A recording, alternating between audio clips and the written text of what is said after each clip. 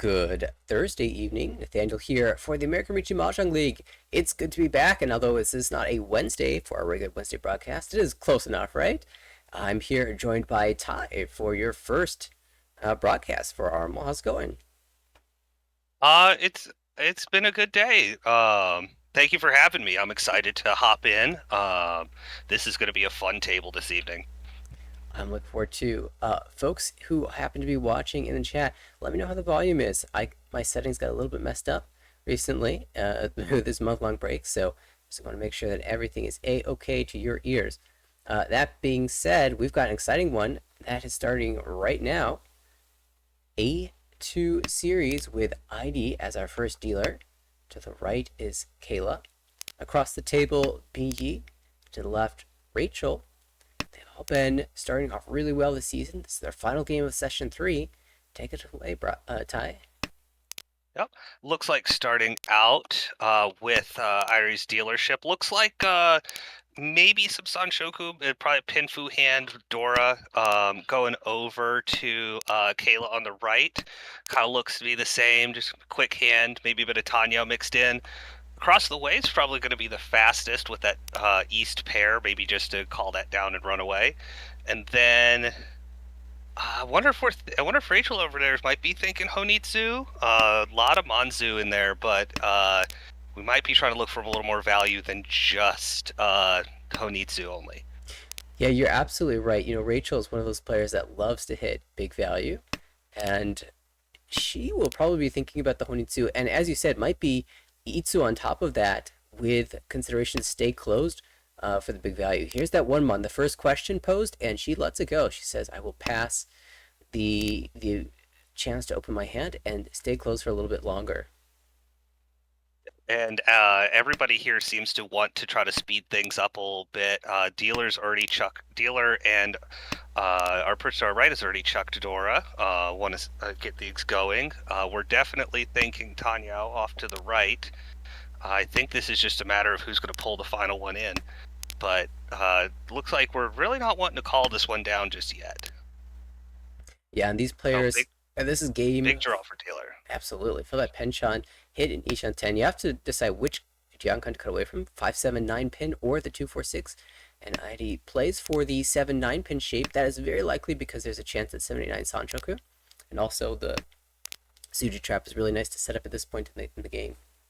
Oh, absolutely. Cutting that in anticipation definitely helps lay the groundwork because especially at this level, you really don't people don't trust Suji off of anything near Tempai. The one maybe weak thing is that a couple 8 pins are visible already, so those tiles are somewhat limited, and we can see there's only one left in the wall to fill. But Each. it'll be a sneaky wait if you Oh, get there. and we've got Ricci from Kayla. Looks like we are looking for 5-8 Mon. Still pretty live. We're looking at, what is that? Still 4 in the wall? Nope, actually, no. A little less, just because we've got, actually, yes, 4 in the wall. Two fives, 2 8s. We can, oh, sorry, we're missing an 8. So, oh, Yeah, down to just and here's 2, and make one. that one. ID pulls one in. Already going to be tough to fight with the way the shape was currently sitting, so ID plays safe 7 pin, save 7 mon. And there's the 8 pin, a little There's, bit of late. course, always after the fact. And you know the way the wall works, that would not have been drawn had had we thrown something else. Absolutely. Well, it looks like ID has plenty of save tiles. I wonder about Bingy across the table. He had maybe a chance to play into this, but really needed that 7 pin, and it's like 3-so is going to Yep, be the let's go play. back off for now. Looks like no, looks like Idu's backing off as well. Looks like we are just not wanting to test what this weight could be. So Bingy did find the 7 pin, which puts him Ishan 10. The lower pins are tough to push, but the 5 pin comes out. Now Tempai can play the 3 pin for the wider weight and the better value, but it's a little more dangerous, and he will drop it out there. Yep. And looks like we're not gonna maybe not find our last Manzu in the wall. It's gonna not even trying to push for Tempai here. Let's just let it go, and we'll try to get back around to it later. Yeah, so props to Bingy for finding a Tempai there. Didn't want to reach you with a number of 1 pin that had been eliminated from the game already, but We'll at least pick up 1,500 points. One Ricci stick, one Homba left in the middle, and we're heading into East 2, Kayla's dealership. All right, and Kayla's starting out not too bad. We're still we wish our shapes a little better, but we now have our favorite Yaku in play. Off to Bin Yi. Bin Yi's also has some potential, but Pinfu type. Across the way, we've got some good completed shapes. That'll probably be the quickest hand to watch here. Yeah, you shot that already. And yeah, and then from Irie, that's an interesting hand. It just not quite sure what direction we want to try to take it. Yeah, you can see when you. Wow, it's just Oh, as temp. expect temp dive from Rachel. You said it would be the fastest hand, and certainly got there. Super wide weight, 258 mon, Ricci Pihu. Yeah, it's going to be hard to play around this one. There's no indication as to what that is either. Not a ton of value, but at this point we're looking after the stick in the middle as well. Tsumo. Yeah, there's the Oh, Tsumo. and just pull it in. Only a little sad that we didn't draw the 2-pin first, but there it is. Ricci Tsumo Pihu, 700, 1,300, plus the Homba makes it 800 and 1,400 from the dealer. So Rachel will pull into the lead, grabbing that Ricci stick as well from the previous round. That will send us into East 3 for Yi. And Bid Yi has lots of pairs and a bit of a mess in the honor suit, but seems to be taking advantage of it. This might just be a 7 pairs push. Off to Rachel, who has an interesting mix as well, but that's probably going to go pretty standard efficiency. Across the way, we're probably looking for that West just to go ahead and call this down and move on, but I don't know if we're going to see that West as early as we want, because we currently have that in Bin Yi's hand. And then over with Kayla, looks like a pretty standard pin food type push, but and we're going to call this down probably a toy push. Oh yeah. Yeah. We want it all, but we're going to keep the 6-pin just in case we just want to take a win. But we really want to see that 5-pin. It was really interesting. The first of the pairs that came out was the Wonso. It's like the last tile that you want to call. You are somewhat incentivized to call it because of the double east, and we're going to see the Ricci from Rachel, who draws into the Itsu, the expensive side, with a Dora, and now has Ricci, Pihu, Itsu, Dora 1, a Mangon brewing, but could be Hanuman on Tsumo or with an Uda flip. She's got a good weight too. 360, has 3 tiles left in the wall. Continues to be a danger to this table. Has a good weight, but a surprising amount of it is being held. But I don't know if I would see Kayla give those up lightly, but that 6-0 is really light across the way. Oh, and speaking of loose tiles, that 3 coming in as well. That means 1 and 1 left in the wall, respectively. But we have Tempai from the dealer, who's says, "Nah, I think I'm going to see my tile before yours." Yeah, with double east Yakuhai Toy, this is a Mangon. 12,000 points for the dealer. Heidi keeps drawing the dealing tiles and the accompanying connectors. Now Tempai on 2-5, so without having to drop any of the bad tiles. And the hand that looked like it was going to be Rachel's now is almost going to belong to Heidi instead. Or maybe Bingy, the one still looks pretty safe if the last copy is drawn. Oh yeah, and that's the thing, especially for Bingy's. That 3 was definitely a tough sell. Oh, but Bingy's almost guaranteed to be safe. Oh, Dora drawn. That could kill this hand. Heidi, not many safe tiles. Would have been happy to push pretty much anything else, but this one soats. Oh, that's Tsuji. It's the safest tile, but 3-pin first. That's come out after the Rishi. Heidi's done. Very good discipline there. Yep. 2 pins fine. We're coming back around. What awful tile are we gonna pick up for Irie next? It's a tough sell on that whole hand. The 4-pin should also be good. That long lag on the 7-pin will 7-mon rather will encourage the 8-mon to potentially come out. But half the hand is lit up red, and one of the tiles is the Dora. Can ID survive this? Oh, Bingy just jams the door with no hesitation. You didn't even think about that. I'm Tempai and you have to deal with it, but it gave Irie an out. It did. 4-mon now. What else is going to come out? 9, so that should be clear. And Kayla's still waffling back and forth. Might still have a chance to fight this, but so there's some scary looking tiles still left in there to get Tempai. Khan? Oh, dude. You don't usually do that, but he's considering it. It's a free drop, but who knows what might be on that Rinchon draw. I know what I want to do, but um, I Come. come The from a fans want to biased part see of it. the It's a four yes, pin. Eudora crowd West. pleaser. Ooh, that actually, ooh, it's almost probably a good thing for Ivy that her hand's so far from Tempai because I'd be tempted to throw some silly things for Dora 3 West. Yeah, I gets to look at the hands, the deal-in tiles, the lit-up tiles, and impressive fold there, picking the right Oh, time to get out. oh. Well, Bin Yi restarts with a Blessed Hand of Sanzo. This will probably end up being Tanyao, probably a good Ricci candidate, especially with the door connector. But Come. Rachel starting off with an Anko of White Dragons. That's a nice start. But there is trouble brewing across the way with a nice flush. Hopefully we can get there. And then I'm looking at more of a Pinfu. Oh, confirmed Ipeco over there. That's the hand to watch. This is definitely going to swing hard in one direction or the other. It's just a matter of who can find their right tiles first.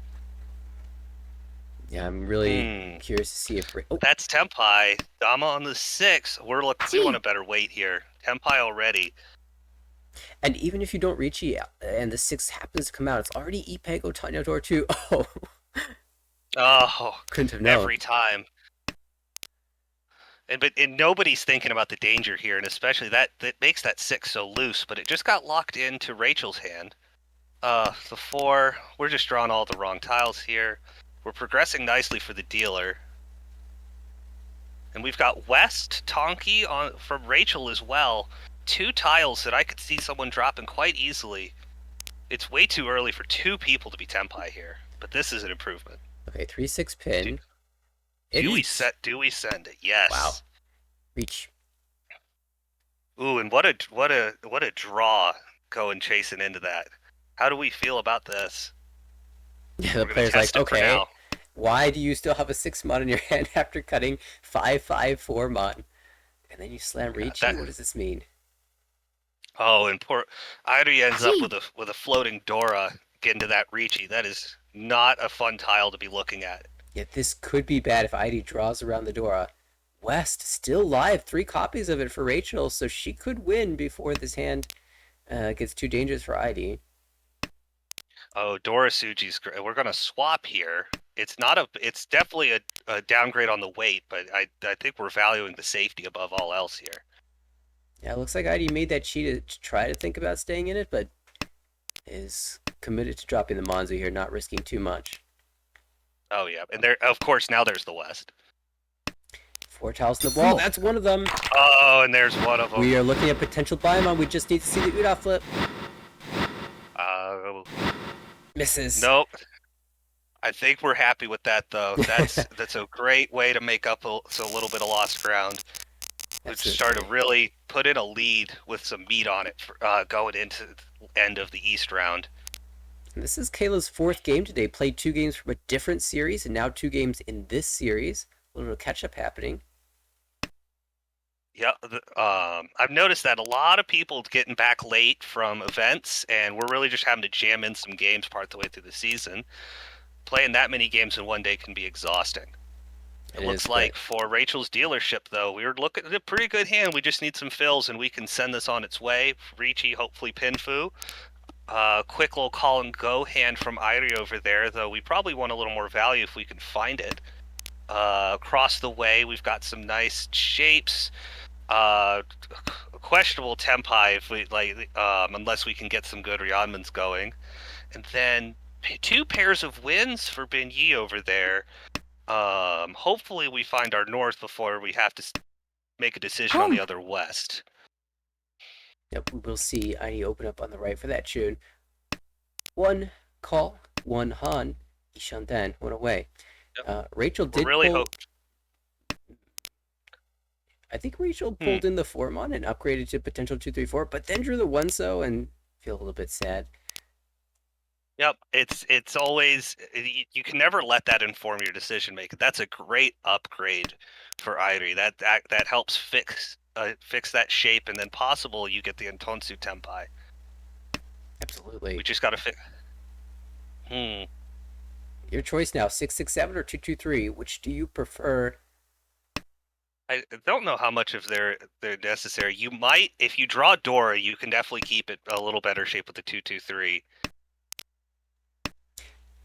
Yeah, that might be I a think that's consideration, is the ability to climb to Dora by drawing the 4-so and then the 5-so. That's a really good point. and and it looks like Ben Yi doesn't have to worry about finding that north. Just draws it himself, so that way you can keep that hidden. It looks like this will be a hand that might end up with some good value. Yeah, Ricci, North, Dora 1 would be excellent. There's that 2-so pulling for Home. Tempai from ID. There we go. Not the Intonsu we wanted, but we take Eat. these. A good wait this early is really nice. And a South Ricci for Bin Yi. That who knows what's going on over in that hand. Yeah, this is Eat. a nice quality weight, but big fill for Kayla. Yep. Kanchan 4-so to connect to the Dora and gets the ideal weight. Ricci, Pihu, Dora 1. Ooh. And that one looks really good across against the hand across the way, but it looks super sketchy against Bin Yi's Ricci. So we're gonna back No. off. And oh wow, and not. It's always a little bit surprising when there's two Ricci's on the board and yet somebody else pulls it in. Yeah, ID didn't have to test too much there to maintain the tempi, and so gets to snipe away the two Ricci sticks with a cheap hand and will advance to the dealership. Always nice when someone else gives your hand value. Absolutely. Going into the first South dealership, we've got a little bit of a messy hand for Irie, but it looks like it could Congo. Well, with double Dora, it's definitely a lot prettier, and with that pawn. But we might have a decent chase from Kayla over there. That could turn into a nice tempi with just a couple more draws. We're giving up on Ryan Peiko Dreams across the way already, but that's okay. We need to get to tempi. This is the most efficient. A funny set of fives over for Rachel. We might see a con here depending on how this hand shakes out. Yeah, there's a 6, We might so see. Ishanten. This is technically a Kutsuki Ishanten, Yes. but it just doesn't look. And a huge draw here. Oh, this is a sleeper hand right here. You just don't expect that kind of value to be just all honkoed up in one person. Yep, Con, Into Ricci. Tsumo Kitty Ricci. Yep. Just decides to go ahead and send it. That is a Ricci Tanyao. No Bedora picked up, but we're now having to play around that, and especially with dealership, already have your Yaku 3 Dora in the hand. We're going to want to fight this. Just a matter of what we draw into it. Oh, the Tsumo shuts it down. Yeah, that dealer hand was looking Tanyao. scary. But the Uda 2, 2. you can always count on Rachel to hit. Oh, I failed to take that into consideration. That should be guaranteed. All right, off to Kayla's second dealership, and a lovely setup for a quick hand. C-shot dead. Yep. See, there's no what would you do needed here. The hand is just going to play itself. There's almost an argument to keep that east because nobody else is going to want it. Yeah, I agree with you. Over in Bin Yi's hand, though, that is nice and fast. It probably not worth a lot, but we definitely want to get Kayla off the dealer's seat. Across the way, we have that. We might get Toy and the flush here. We're definitely getting the Toy. Yeah, with the 1-1 being door, it's probably not going to be a flush. Just hold the Toy door 2 from Manga. Yes. Oh, and that is what a draw after the call. That does not help our hand at all, but it is value. Because ID's committing to the Dora. Yeah, because ID already has a 1 pin in the hand. Tanyao is not really a guarantee here, so you might as well use the Dora. Once again, very early tempis this game. We've already got the Sanmanchan tempai and the Toy with Dora tempai. I don't know how much I'd want to bet on the 5-so here. No, but I say that. I need to stop talking. Willing these tiles into existence. That's really unfortunate for Kayla. First to tempai, Sanmanchan wait, and it just doesn't matter. The Shabo wins. It's So I was that's I'll actually a say little this is surprised that Kayla took that call in the first place. I feel like a lot of times players will hold off on that and aim for the value Ricci, especially with such good shapes so early on. But the way the hand ended up building it, it looked like making that early call was necessary just to shut Rachel down. It didn't matter. Rachel gets there first. I mean, that's the thing. You're already Tempai that early. It's hard to expect someone else, especially just a caller like that, to be Tempai so early as well. And speaking of, we've already got some hands building. We've got a quick dealership hand attempting here, but it's being challenged quickly by Rachel, who's already chucked out Dora. Wants to go ahead and wrap this game up with the lead. But across the way, we've got possible. Oh, we definitely got a flush building. We want those points. We need to catch up over there. And then it looks like Kayla's going to try to just put together a Pinfu hand to see if we can get some points back and Oh, put second. Oh, there we go. 7 pin was going to be a chi for ID, I believe, but Bingy snipes it away. Now there's only one 7 pin left for that 6-8 shape. Yep, that's a big setback there. Just be you can kind of draw around it, but especially given you've already pawned the fours, that six is going to be hard to use. You're almost hoping to pair up either of them at this point. Certainly, especially with the toy possibilities, you definitely want to find that. Oh, It speaking is of 6-8 shapes, two of them now. Who gets that last 7? Where is the last 7? Now we can swap away. Actually holds the tempo here. I'm a bit surprised by this. I would have expected me to just swap out the 6 pin and the 8 pin for the nice Nakapukure shape in the Sozu that accepts 3 6 possibly and 4 doesn't 7. probably sees the flush brewing, doesn't even want to risk contributing to it, even if it's not Tempai.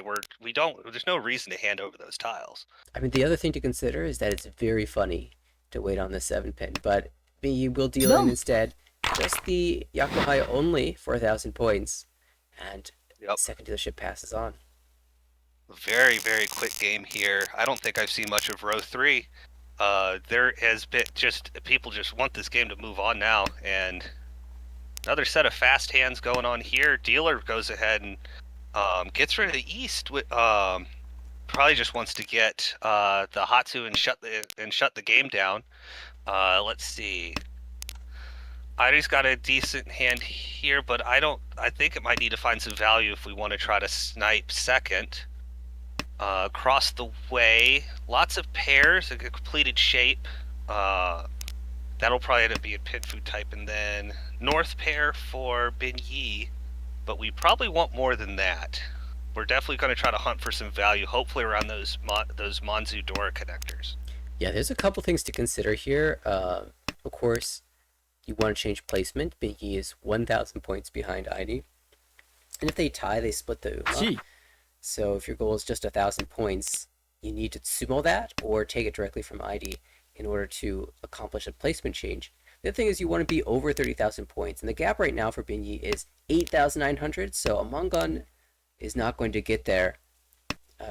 ID can get to 30k with a Mongun, and Kale only needs to win 100 points in order to get above 30,000 points and some bonus value. So B has the hardest goal. He might just be content with ending this hand given that 8 so call.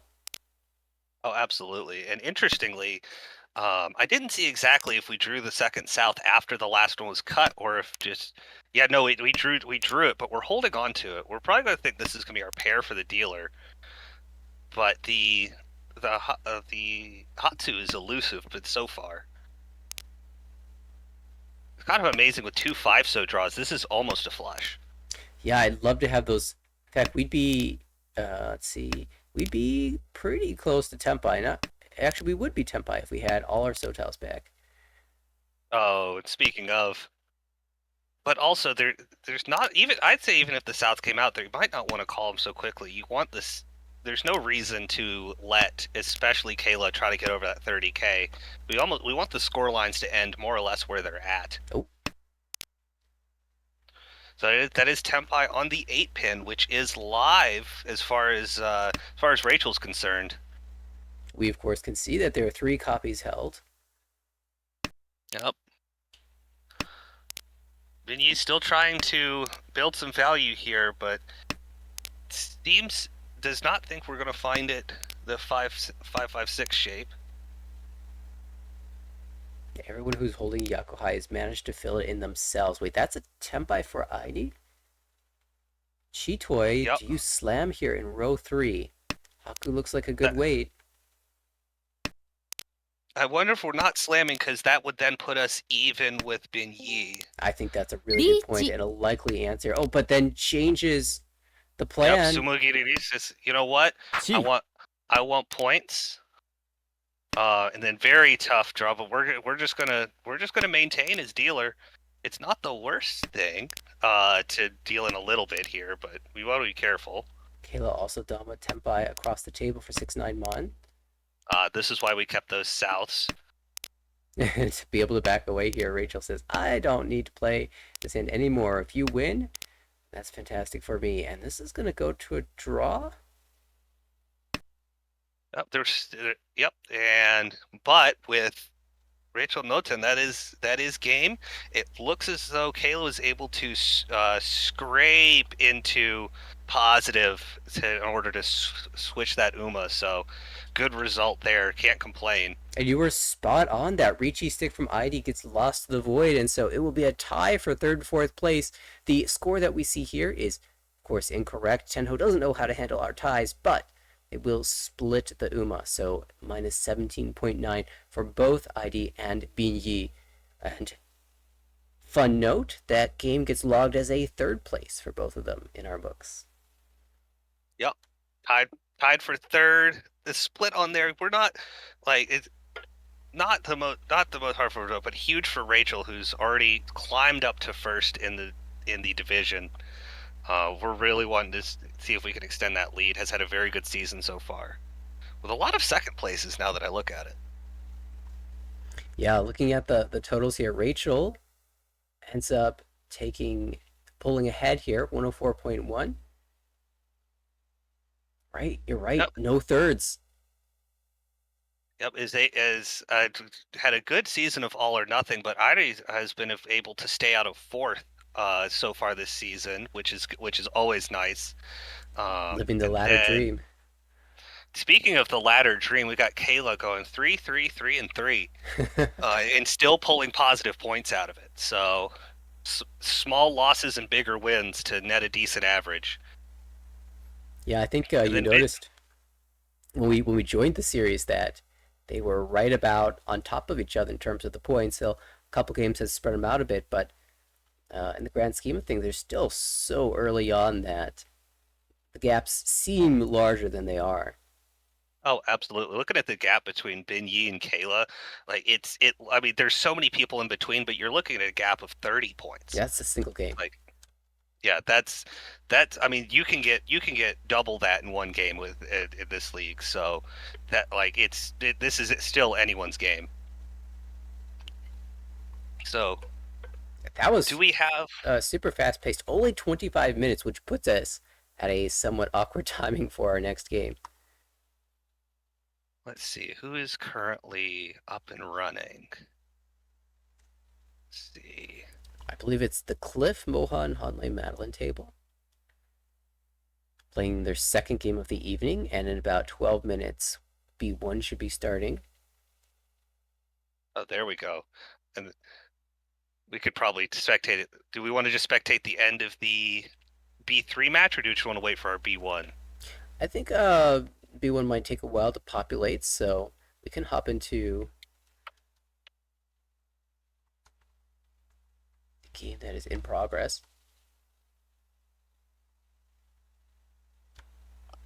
It'll take me just a moment to populate these names. Yeah.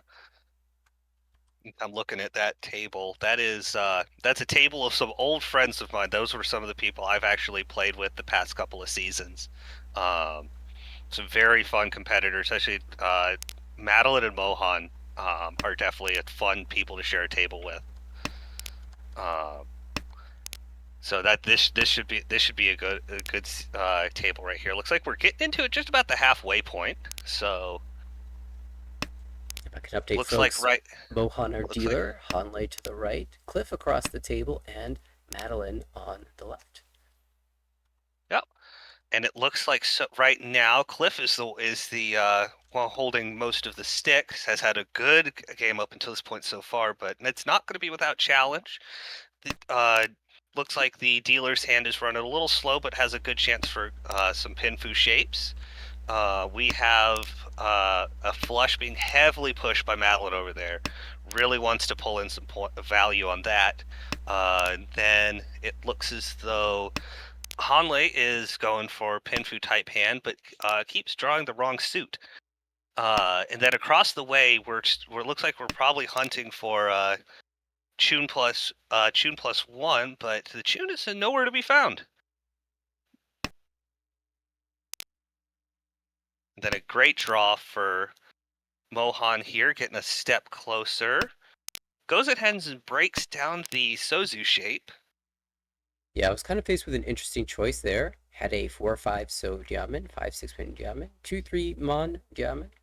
You had to pick which one to keep, and oh wow, chooses now to cut the 3 Mon, 2 Mon. He must be counting the ones and saying, you know what? This isn't as strong as a diamond shape usually is. Let me swap that out for this Dora Shabo.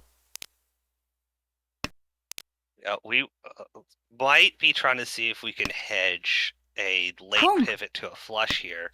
That might be the better way, especially if that Dora appears out on the pond. We want to try to snag the last one. Well, check this out.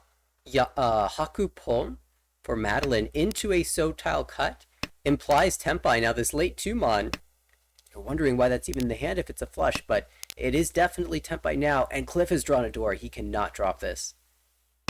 No, not into that. Oh my god. Oh, in the Chun draw, do we keep this? We won it all. Let's go, Madeline. Let's go for it all. Yep. It's third row. It's live. We gotta wonder where they're at. Oh, misses the Tsumo. That's okay. That's okay. We want the points here. It's not every day we get faced with this. Show us the dream. And the players now have to be suspecting Sui, so if you've dropped a 4-5-6 So from the hand. Oh, absolutely. But we want a challenge here. Looks like Tempai, we got Ricci, Dora 2, possibly 3. But we know that West, Cliff's got to be getting out some glue and just sticking that thing to the table. Oh my goodness. Oh, we are faced with a choice here. Oh, interesting. We don't think we're gonna see another Chun, so we're gonna fur it in for the show. Oh, but the Tuso. But the Tuso looked better. Probably was fearing Madeline's hand more so than the dealer's. Honestly, you're probably right. It will be the Tuso though for 7,700 as dealer. Mohan will hop over 36,000 points. Yep. Mohan not letting the first half of the game go without climbing a little closer to Cliff. This game is not over yet by any means and has a strong hand going into the next dealership. Got a quick hand from Hanley. Kind of slower hands from the other people at the table. Madeline's could speed up, but once again, I think we want to try to find a little more value first, especially after that miss on such a huge hand. All right, so here's a question for you. You said you played against most of these players.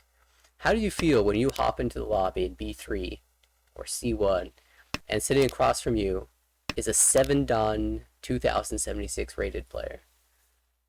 There is definitely a psychological factor there.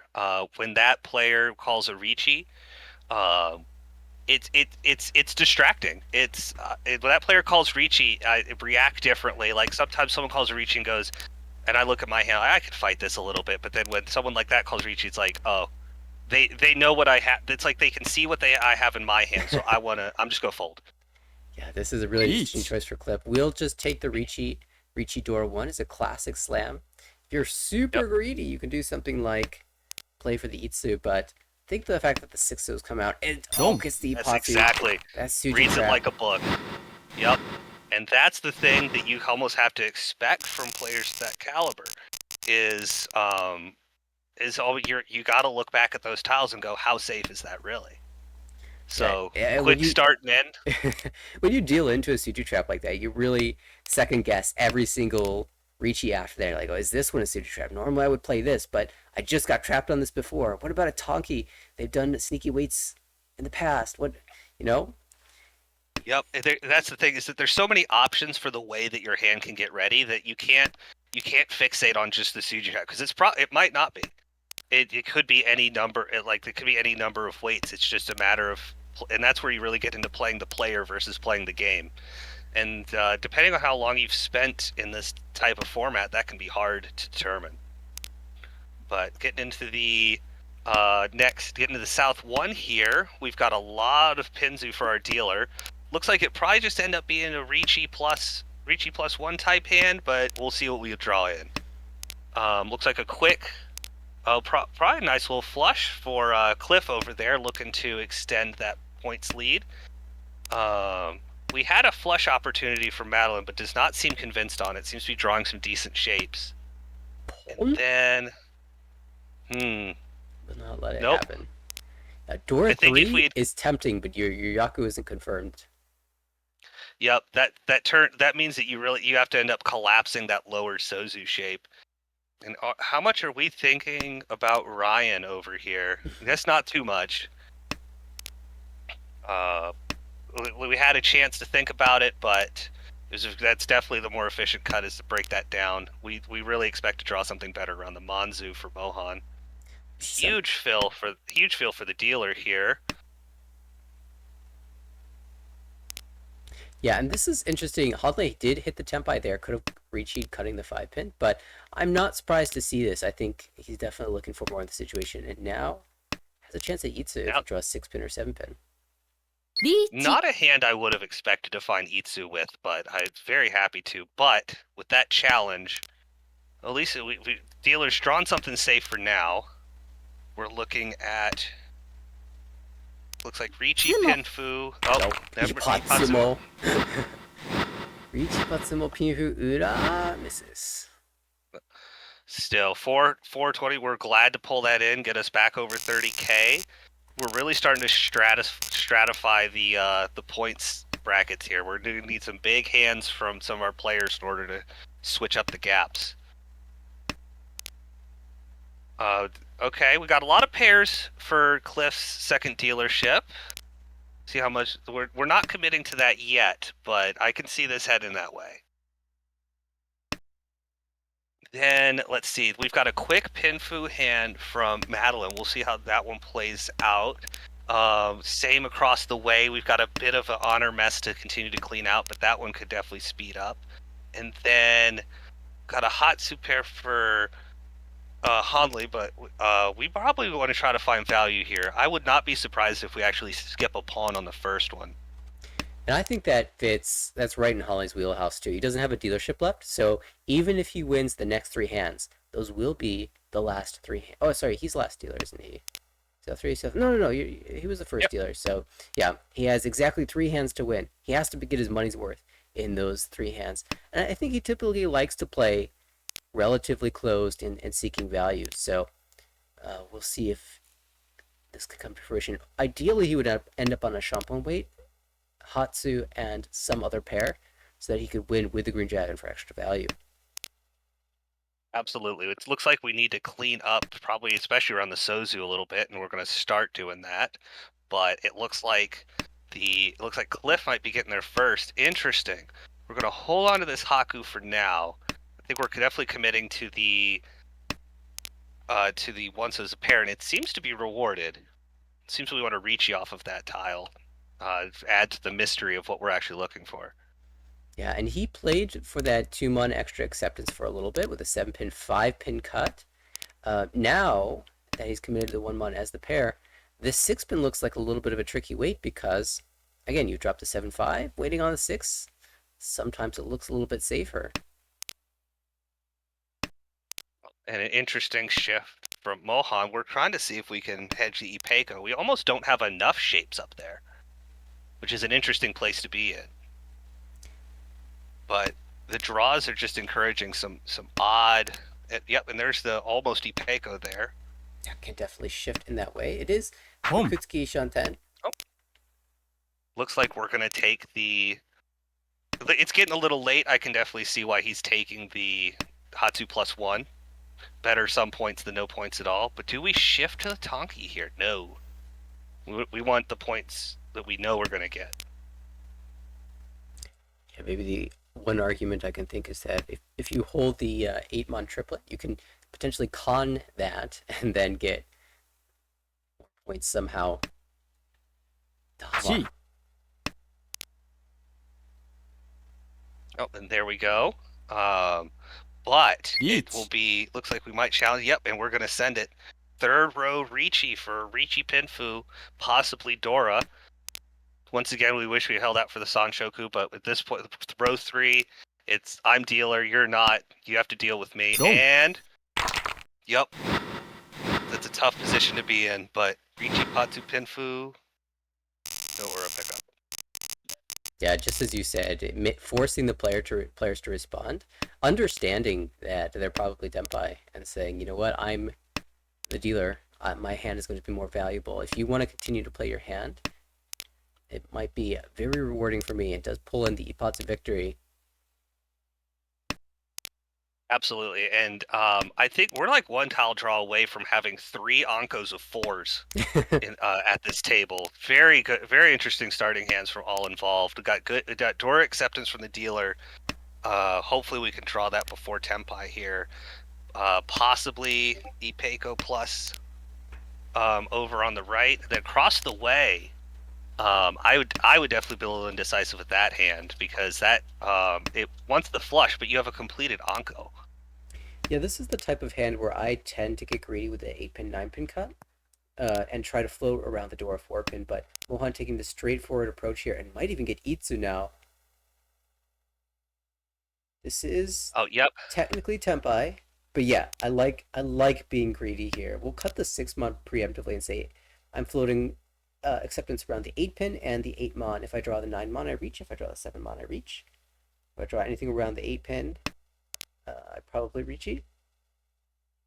Oh, interesting cut from Cliff here. Decides that the Arianman shape's better, but of course immediately chased by, let's see, Now is it's that Ricci. Ricci Pin? Yep. Ricci Pin Dora Ricci 2. Pin. Oh, and then we've got another chase, and we are taking the 6-9 weight across the way. That it's really unfortunate Cliff cut that 8-9 shape because it's immediately a hot tile, but it looks okay against Mohan. So it depends on how badly we want to keep this dealership. But with this kind of lead, we might just back off. Yeah, this is tough. 7-pin's probably the safest. Oh, but there's the Tsumo from Madeline. This is going to be a big one. Found the last one too. Ooh. So to Ura 2. All right, what did I say about big hands? All right. Well, this That's that slingshot up into second. Yeah, 3 players over 30k, so things are only getting worse for Hanley, but still time to make something happen. At least drag someone below 30k so you don't have to pay the extra 5 points of Uma. And starting off, I'm going to start across the way because Hanley might, from this position, might be tempted to just say, you know what, it's Orphans time. But wow, we're going to pivot different direction. Once the win that they can trust. Yeah, 8 tiles in a pair, 8 unique tiles in a pair for Hanley. So didn't believe the Kokshi there. Yeah. But, and there's an argument for that Mohan might want to shut this down, and definitely could. Has a very fast hand brewing over there. Ishan 10 already. And we've still got a bit of honor tile soup over in Cliff's hand. But it could advance, but even an Itsu there with a couple right draws. But we've definitely got a flush starting along the way. We know what we want to try to scrape together some points going into South 4. Mohan's hand here basically locked in its current state. A lot of times you can get improvements in your shapes with something like, oh, I don't know, a 7-pin draw or a 5-mon draw, something along those lines, but Mohan really wants to draw the 7-mon to connect to the Dora before the Ricci, so we'll just float the shapes as they currently are probably for a while. Yeah, here's the decision. Do you want to play maximum efficiency and cut the 8-mon? No. As expected, plays for the Dora acceptance. I definitely see it, especially if we've got an Anko. We've already, we've got our pair. We really just want to see if we can add just a tick more value here. And this is Tempai 8-pin for the dealer. Riichi Nomi, but definitely someone everyone wants to be wary of, because Hanley doesn't want to dig a deeper hole. Cliff doesn't need to give up points, and Mohan definitely wants to have the advantage going into his last dealership. And when the cuts leading into this Ricci are west-west, you know they gave up a pair for something better. You can expect this might be Pinhu or Tanyao. It's actually neither, but Nope. certainly you give that impression as the dealer by slamming the Ricci this way. So be interesting to see if that encourages other players to fold as well.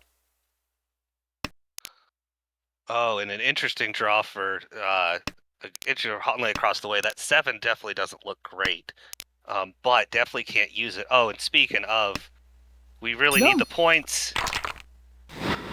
Yeah, the hand was looking like something will only cost 2,000 points to deal in here. If we win, it get another. I mean, honestly, it's not the worst case scenario. You get another chance, and you only went from bad to bad. Your conditions are almost the same. Yeah, I think, sometimes you evaluate your hand as being worth to fight it, and you, in the end, you lost 2,000 points, and that was probably worth fighting for a Honitsu Yakuhai type hand, depending on how close you believe you are to winning the hand. Oh, absolutely. And Wohan's got a spicy hand coming into this next one. We are definitely wanting Honitsu, and we are dreaming of Daisangan there. Across the way, we're value hunting once again. No clear direction for this, but with the south pair, it could be quick, but we don't want it to be. We really hope to find the third one before then. But the dealer looks like they just have another quick hand, do a repeat, see if we can sneak up on Cliff by the end. But Cliff's definitely speeding up and definitely has the incentive to just shut this down and move on. Yeah, I was looking at options for Cliff to call this hand open, but Tanya a little bit too risky with the current shapes 2-3 so and 7-7-8 so. Maybe with this 3 so draw, you can do something like Chi 6 so in the future and maybe sacrifice the 8 pin door later. We'll see what happens there. You could definitely hedge that bet with such an early 5 cut from Hanley. We're not sure, but instead Tadashi's a 3. So that seems to be planning to play closed here. Meantime, Yep. Mohan gives up on the Shosangan at least. Red Dragons come out twice.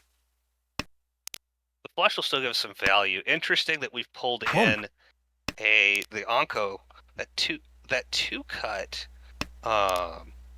It makes our pair come in a little bit into question, but we could probably find it with the 4 Anko plus the 2. But across the way, that the flush is developing nicely. That might be a good way for Holly to scrape back some points. Yeah, 9 pin pull really signals that he's seeking the value that Honito has to offer in the door suit. Potential Mongon if you can find an 8 pin. Gonna Chi here? We are. Chi. All right.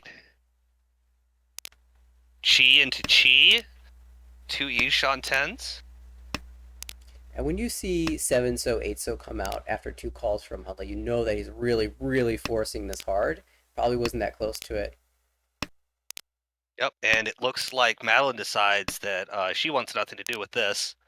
Looks like it's gonna back off for now. Thankfully, both players have signaled pretty clearly what kind of tiles they want. And But especially with the overflow from Mohan, even though we're not Tempai, that definitely bodes ill. We're just gonna. That being said, Battleland's getting close to a Tempai here. Could end up finding one. Yeah, we'll play the 2-mon. That'll be called for Tempai. Oh. We're definitely gonna get Honitsu +1. It just is a matter of which one. And yep, now the Monzu look extra spooky, but Hanley just can't care. Well, 5-mon just came out, so Madeline could play the 2-mon later. Especially with so many 4s. Oh, huge there we call. Go. 3 Han now with potential at 4. Oh, Dragon. Held. Oh, it's so live. We gotta hold on to it. No! Oh no! You have to drop it. You have to play for the Dora, even if you suspect that is bad. And that will be Mohan's flush coming to fruition. Going into all last. It looks like this might be between Mohan and Maddle. It looks like this might be a fight for second, though. they have to work quickly with some slightly messy hands because looks like Cliff's got a quick hand that might just be able to shut this down. Now, here's my question to you: what are we thinking if we are in Onlay's position right now? Like, what's our goal here? Part of that's going to come down to where you sit in the standings. Holland actually is doing really well so far, plus 95.4 in third place. So, you kind of accept that you're going to take a fourth here. You just want to minimize damage. You almost play as if it's East 1 and you're playing for positive points, just any sort of positive points. And if someone else gets 10 by first, you could just fold and let them win, because losing points at this juncture just costs you raw points in your standings. You kind of accept I'm going to take minus, what is this, minus 20 plus another 30 points, so minus 50, minus 60. And you want to make that as small as possible, get that down to minus 40, right? Minus 40 something. So, of course, you play for your Ricci, but you don't have to go crazy.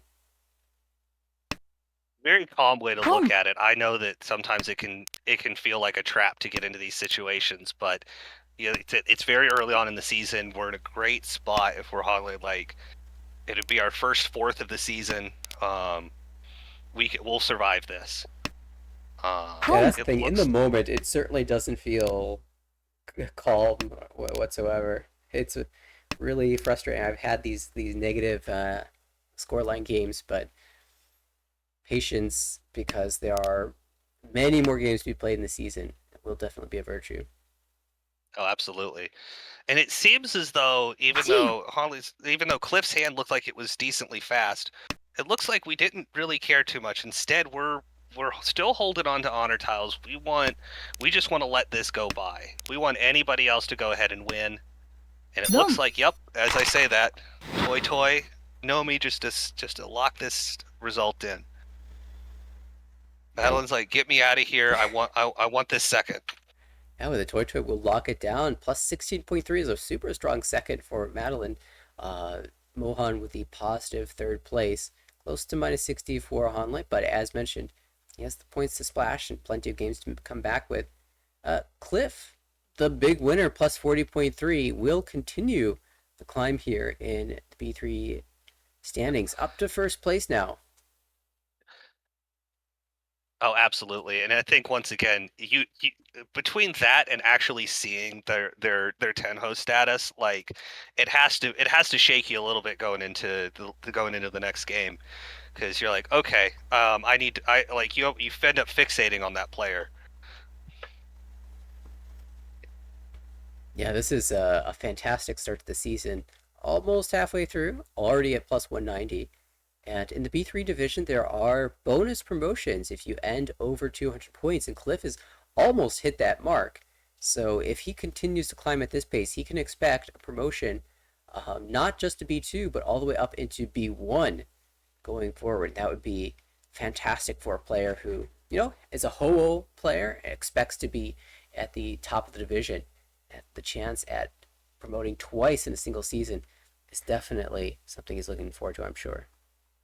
Oh, absolutely, and especially leading in with stats like this, it's no surprise that Cliff's able to stay with that 5.1% deal-in rate over 10 games. That is a matrix dodging level of just avoiding deal-ins. We're very happy with that result, and especially with but as you said, very very closed player. Uh, which, as you can see, there's a lot of aggressive players in this league. I remember when I was in it last season. You definitely expected. You definitely had a lot of open calls, and just the game just moved so fast on you that sometimes you're trying to play that slow, closed pace, and it just does not catch up. But it looks as though Cliff does not have to worry about that, and has been able to call lightly and reach either way into a very nice position going into this last game of the day. And well, they will be heading into another game momentarily. Oh yeah, and looking across this, we've got, and it's actually interesting. I've definitely we've had to recontextualize like at least in my mind where where this feels like it is player wise than it was last season because with this new C2. this is now roughly this a little closer to the middle of the pack.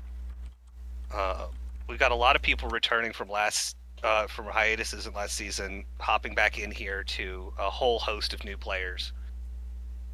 That's one of Uh, the nice benefits, the opportunity to take a break. And when you come back, the landscape has changed so much. You're in the B3 division. oh, absolutely.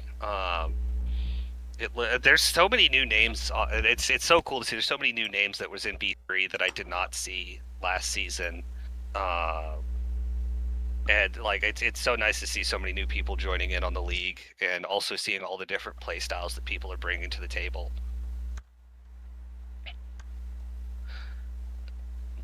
Just checking the timing on our game. It looks like we are approaching the start. So let me go ahead and open that up. A couple minutes away. Oh, yep. Somebody pointed out it looks as though our ticker at the bottom is a little off. It looks like we're still running the registration deadline for last season. Do we know what the registration cutoff is for this season? I'm finding that out as we speak. September 8th. Good September. opportunity for us to mention to everybody that if you'd like to participate in the American Ricci Mahjong League, you can register on our website at americanricci.org. It is open to any resident of the U.S. or any U.S. citizen, and you can hop in. Games are scheduled 4 games every 2 weeks with 3 other players from your group, and every 2 weeks is a new session, and 6 sessions through will have completed an entire season. You'll have a chance to promote into the next division. Yep. And honestly, if this is something you're considering, I definitely recommend, like I said, especially with C2, the league's only growing. So the sooner you get in, the more competitive you can try to be. The smaller the ladder is, because I can imagine we might pick up a C3 one day. It is possible. Uh, and for anybody who might be worried about going into tournament season, going into the fall and everything, I will say it's played probably not definitely not as many seasons as you have, but the flexibility even around in-person tournaments and everything is great. Like even with some scheduling difficulties, I've been able to get in on all of my games. So it don't like I think this is something that, assuming if you have the schedule to go to tournaments, you can probably find a bit of time to get in on these. But it's 2 games a week. I probably chunk in twice as much ladder in that time. Boom. All right, well, we do have game underway. I believe this is game 3. No promises. That appears to be accurate to some degree here. Cliff will be our starting dealer. Online to the right. We'll across the table. And Madeline on our left with Tudora. Oh yeah, Madeline definitely with the hand to beat here, but it will see it's definitely a race between her and Cliff, and yep, picks up the non-Dora pawn. We like that. We'll definitely pawn it if we find it, but it's nice to keep how dangerous your hand is hidden. But it looks like we might have a decent Pinfu chase from Cliff. Looks like we have a quick call and go on the east here from Hanley, and across the way, Mohan's building up a Pinfu hand, but is already contacted Dora 3. Oh my goodness! Surprise! Surprise! Yep.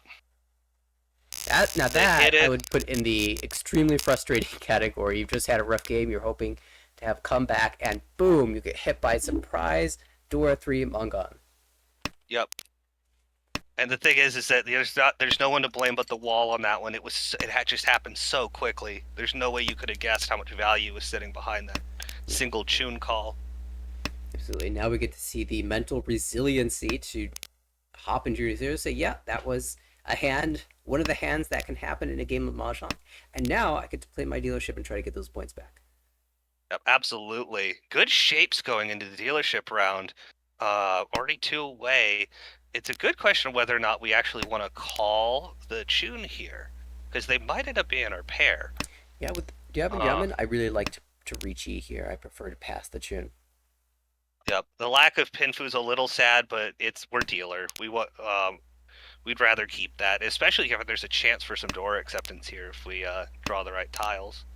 Looks like we possibly have a Sanshoku brewing over Mohan's hand, with Sanshoku possibly plus Hatsu.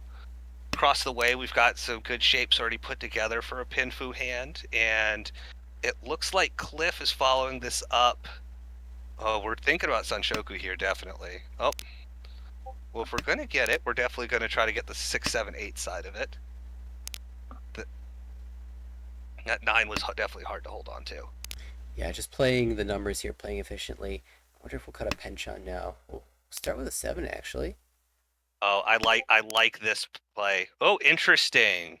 We're not gonna keeping that 4. I guess we already have the 4-mon option for calling the Chun, and now we are Tempai for Chun only. But get your dealership, roll it again, move on. Sometimes a good win here is just a bunch of little points strewn together. Oh, F3 is going to be held. Will be Shaba wait with the Sanchoku confirmed. So 1 or 2 Han here from Mohan. yep, absolutely. We're hoping to see that Hatsu. And at this point, though, people are definitely going to be a little suspicious of it. We have not seen it yet. But nobody else can really use it, so. Oh, but the 8 for the efficiency cut. Sanshoku only. We got away with the cheap side of that one. Supernatural play from Madeline, who sort of had this Dora option or Sanchoku option, and of course had to drop the 8 so for efficiency's sake. We'll deal in. Mohan will get the dealership now. 2 instances of efficiently playing into someone else's hand. You hate to see it, but it's just sometimes it's just how the game rolls going into this dealership. Oh, interesting. How much do we want to try to call that other? Nope, we don't believe in the South at all. We're cutting the pair here. Across the way, we've got some good shapes, hopefully for a Pinfu type hand. Oh, another pair, but we don't want it. For Mohan, for Madeline, we've got the possibility, maybe Chanta, maybe definitely Sanshoku, with the East. Oh my goodness, this hand, Mohan. This was toy. Sorry, I can word. This is Chitoy, and you just didn't know it. Didn't accept that as a possibility. I mean, certainly when you open up with East pair in the East round as the East player, you'd like to call that plan for the double tone, but and as a result, using the East wind as just a pair in your hand does not seem that appealing. However, and would be Ishan then. Oh, absolutely. That's the thing. I don't see either player dropping this. That's right. I don't see the pair Mochi Mochi. Which I think really hands a lot of the initiative over to our other players, whose hands are definitely building. Got some awkward shapes for Hanley here, but is definitely working to improve them. Big improvement for Mohan here. Cliff, an interesting choice here, has his shapes as perfectly wide as they can be, but has drawn a Dora. How does he choose to play here? We'll aim for the Chitoy possibility. Yeah, absolutely. It's an interesting play on here. We could still work around it even if we can get Ipeco as well. Funnily enough, that Dora looks super scary, but really it's nowhere in sight. Yeah, this late you're expecting at least one to be drawn around the table. Now it feels like you've got to cut it. Or the Forso. Forso first. We'll play for the potential pair, but now there's a Ricci and it's too late to cut it. Ricci, Tanyao, possibly Peiko, and of course, Mohan draws the Dealin tile here, but it's going to hold on to it. The 9. Do we trust a 9 here? Oh, nope, we're gonna 7 Suji, so we're happy there. We're gonna still hope for these Easts, which now also look super suspect into that Ricci. Yeah, I think Mohan trusts both tiles will pass, both the 9-mon and the 7. So it was just deciding which one to trust more, but I suspect he's going to continue to push all the way through. Until he draws a Another big red hand back. shut down, another Dora drawn, and we don't want to drop it. But it's actually one of the safest tiles on the board. Yeah, you can't possibly But know, Madeline, but oh, absolutely.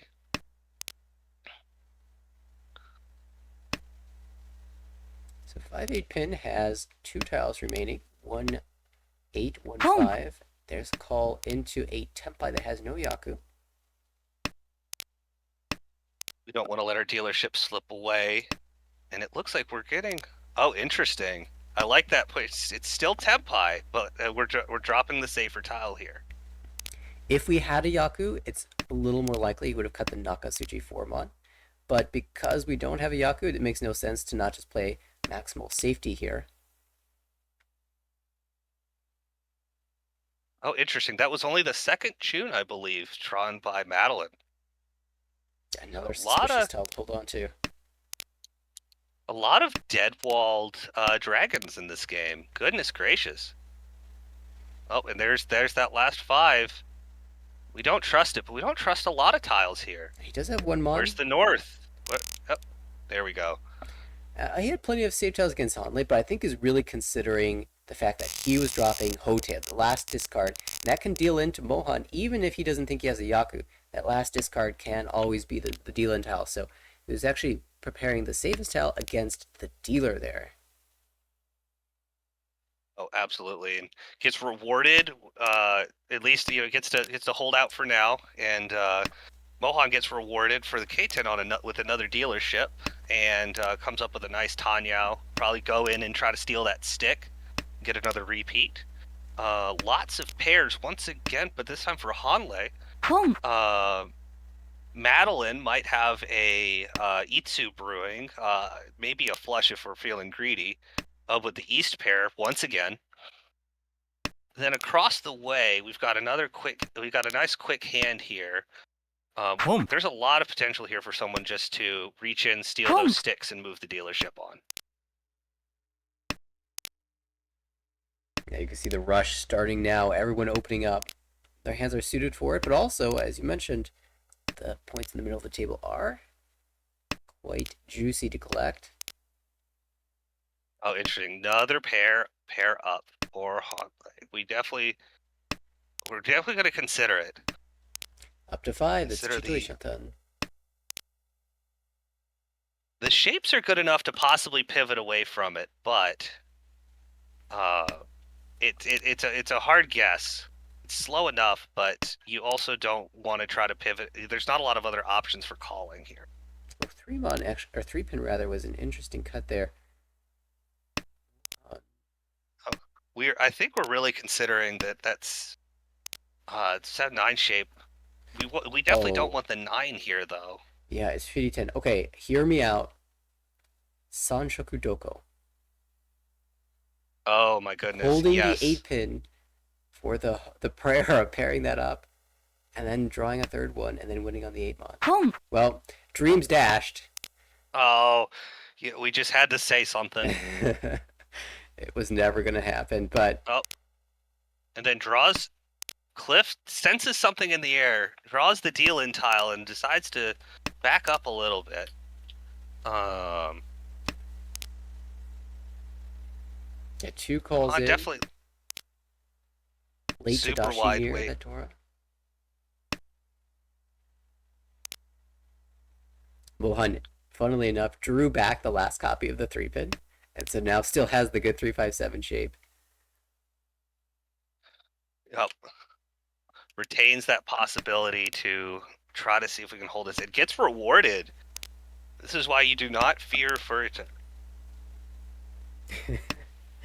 Well, finds a Tempine. Double Suji trapped 2 on 8-mon, but this late in the round, anything to do it. Interesting. We cut the Dora to switch to the double-sided weight. It is Furi-ten. But it is Furi-ten. Mm. But I think it may have gotten Mohan a little suspicious. Actually cuts away to the 3 weight. It's possible Mohan likes this three weight better than the Shabo, and Madeline's just out. Actually, she says, "I can't trust any of these tiles anymore." Oh, I see what Mohan's doing. Oh no, as I say, this is 3 Shanten for 2, 3, 4 Sanshoku. All he had to do was break his Tempai, redraw the 3-so into Tempai. Uh-oh, Dora, that just came out, so it actually is only scary against Toyman, who seems to be folding.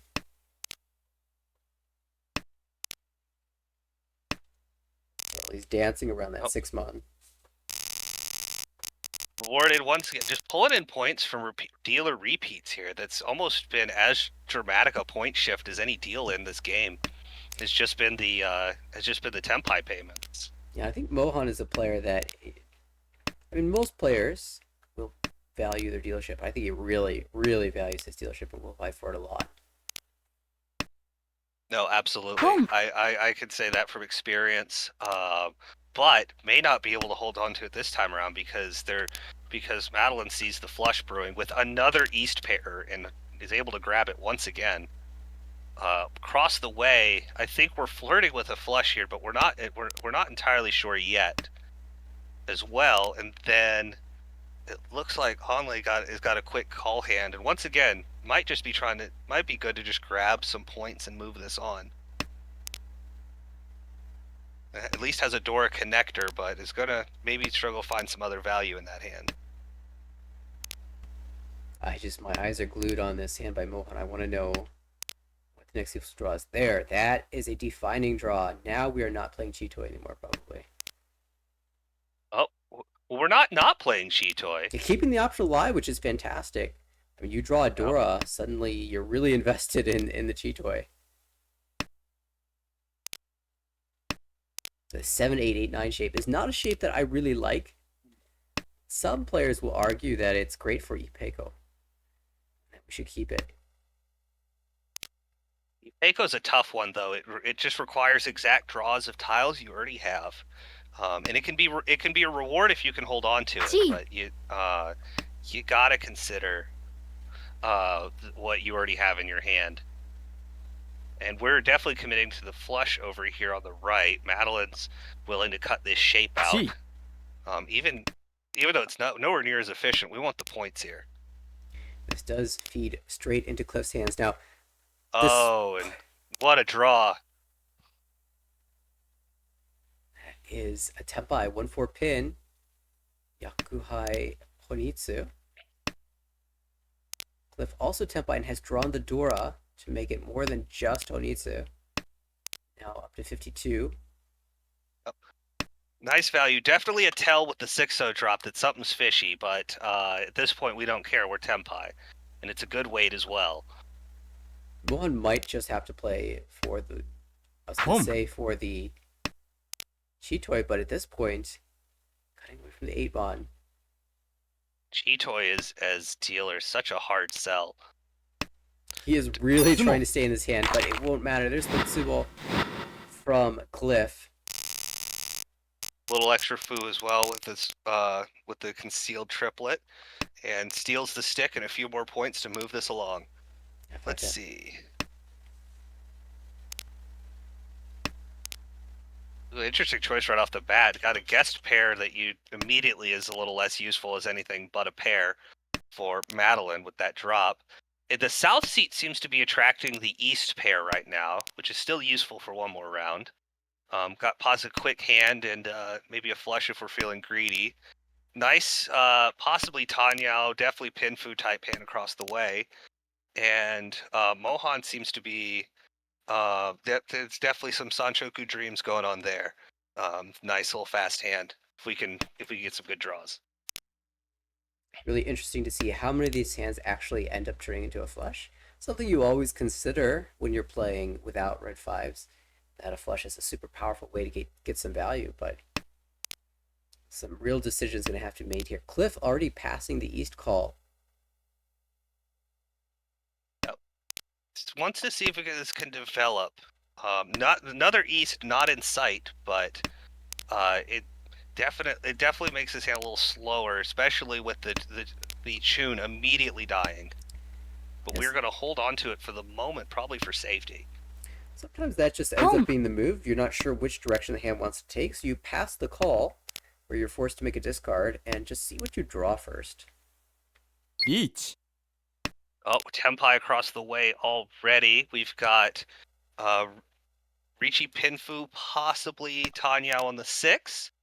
And especially with that 3 drop, if someone's feeling greedy, they might read that like around the wrong side of the Pinzu.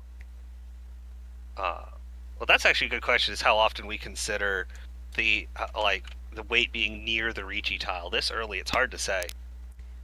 Yeah, it really is hard to say. There's only been 3 Tadashi West, 7 Mon, and the Ricci tile. Uh, Very difficult to make any sort of prediction there. Mohan takes risk on the 4-mon, which is only half Suji, but it might be the safest thing in his hand, and might actually pivot towards the flush. Is Tempai for now on a beautiful 3-sided 2-suit weight, and gets rewarded in the last Sanzo. Yeah, that was tough for Mohan. Didn't really have any safety, so he said, "You know what? I'm just gonna push," and snipes the hand away from Hanley. All right, that moves us on to Cliff's second dealership going into South 1. Has some good shapes here. Sanshoku Pinfu types. Let's see. Hanlei's got a west pair and some merging shapes that could be Itzu with the right draws. Across the way, we've got indecisive flush. Good amount of both. It's just a matter of which one we think we can draw more of, or just a quick hand in the middle. And then Madeline's got some nice callable shapes in the Monzu for like a toy type, but the rest of the hand is telling her to do something else. Yeah, telling her to just wait and see what happens. And this is an interesting play, Cliff. Is the early drops of those middle Pinzu, and is rewarded. Get that early Sakagiri out. Those early dangerous discards, and is rewarded with a Dora pair. Interesting to see what's going to happen now. リーチ Oh, just Chitoi Tempai already. This quickly from Madeline. Well, she waited and the ball said, "I'm going to give you more pairs." ポン Sends it on the 7, and Cliff says nah, and actually pawns it. Now we've got decisions to make. ドン Oh my goodness. On the 3-mon. Ooh, Ura 2. Wow. That was a really interesting spot for Cliff. I think 3-mon is a very natural cut as it holds the 2-2-3 so shape alongside the 8-mon pair. And of course, you need the Haku, so at least some flexibility as to what your final shape is going to be. 3-so is also an interesting cut as you still retain the 6-8-8-mon, but it's hard to say that the 3-so is any safer than the 3-mon there. So I think the way you put it was really natural. Just it was the one tile that dealt in. Absolutely. And going into this next round, we've got some interesting and either quick and or bizarre hand shapes going in. The dealer's got some nice shapes for a Pinfu hand, but we've got a flush with just guest wins so far going in for Cliff. Across the way, we've got Ooh, that's Ishan 10 already. Just need to find a pair for Madeline. If Cliff dropped the 6-mon to hedge the flush, he's stuck with an even tougher decision. Is it Suwanko instead? That's it. Yeah, that's a tough. This might be the South's dead, but I think we're just holding on to that one to hedge the flush, possibly. And at least get rid of dangerous tiles first. And looks like Mohan's got good Dora acceptance, but no Dora. But we're really pausing on this 3-pin here. Yeah, maybe thinking about how much he really wants to keep that South. I'd say it's our save tile, but we have if we're really wanting to have save tiles, we've pretty much got 5 of them between these guest wins. Is it possible it's also disconnect? That would be problematic. Yeah. Oh, it Oh, yep, you is. called it. You called it. Oh no. Hopefully Cliff can get back on soon. Considers this chief or Sanshoku would be a way to use the Dora 7 pin. Oh, absolutely. Gee. Would have to have a bit of an awkward second call, but goes ahead and takes it. Imagine we might see a 9 pin here. You're right. And I Yep. suspect he's not really thinking too much about this, just delaying his discard to allow time for Cliff to come back. So Oh, that's sportsmanship there from Mohan. courteous of him for sure. Let's see. Now that's a decision right there. Yep, goes ahead and confirms the pair and keeps the flexibility around the Sozu. Oh, look at this. Oh, interesting. Six so Oh, commit. So if wow. you still think this hand's going to go into a flush, you might start with a south there to maximize your リーチ tile acceptance, but he's going all out for the Suwanko. Well, and Cliff's definitely got a couple turns to think about this, but there's a lot of value there and has actually one tile left for Madeline. Got an Anko of most of them in Cliff's hand. Oh, we're going to call that down. We're going for the Toy, ドン and instantly rewarded. Yeah, now that the Richi's on the board, it feels like Toy Toy's the right to go. And of course, if he Tsumos, he gets Sanonko as well for the Mongon, but Wenzo comes out immediately, he just shuts the hand down. Absolutely. Take that extra 1k off the Ricci and move this along. We're not hurting that badly for points at this stage of the game. Going into South 3. A little bit of a slow hand for Mohan going this, but has a chance for some good Toy shapes. Or not Tanyao shapes. Oh, but we're hedging this on Shoku here. Then see, Madeline's got a nice quick Boom. hand with double Dora, so definitely gonna Boom. just call this one down. But but Hadley was trying to chase the flush, so I think the race is it's racing against the clock for Mohan here. Yeah, this is Cliff with a beautiful Ishantan as well. Everyone has their hand laid out. Hanley on the left, the flush. Madeline on the right, the open Yakuhai door 2. Ishanten, beautiful shapes. On the open Sanshoku, and Cliff's gonna pick some strong Ricci. Goes with a 2-mon, 3-mon here. Believes in the shape in the Sozu, the extended Yorunenke shape 4, 5, 6, 7. So Definitely sees the potential for a wider weight there, and or it helps lock in a higher chance of the Tanyao bonus. you're right on the Tanyao for sure. Also, a small Oh, benefit is that he doesn't have to drop so tiles. Oh, but that's a Tempai. Now he will. oh, absolutely. He just wants to pick a tile that won't get called. And I think that'd interestingly, be the the 4 is the way fours. to go. But there's no way of knowing, Chi. and there goes the 7. Chi into Ishan 10. So, but Ricci, Tanyao, Pinfu, Ipeco. So we're definitely happy with that hand. Interesting Oh no. stick on the south. Yeah, That you know this disconnect might be is coming back, but it doesn't matter. Oh, but we've got a Tempai to challenge. a little bit of trouble. This 9 so is Genbu to the Ricci. Yep. And honestly, Hanlei's hand does not read like a flush. Like the initial tiles, yes, but there's not a lot else to go off of. Yeah, And right now, the spotlight is on Cliff's Ricci for sure. 3 so. Hmm.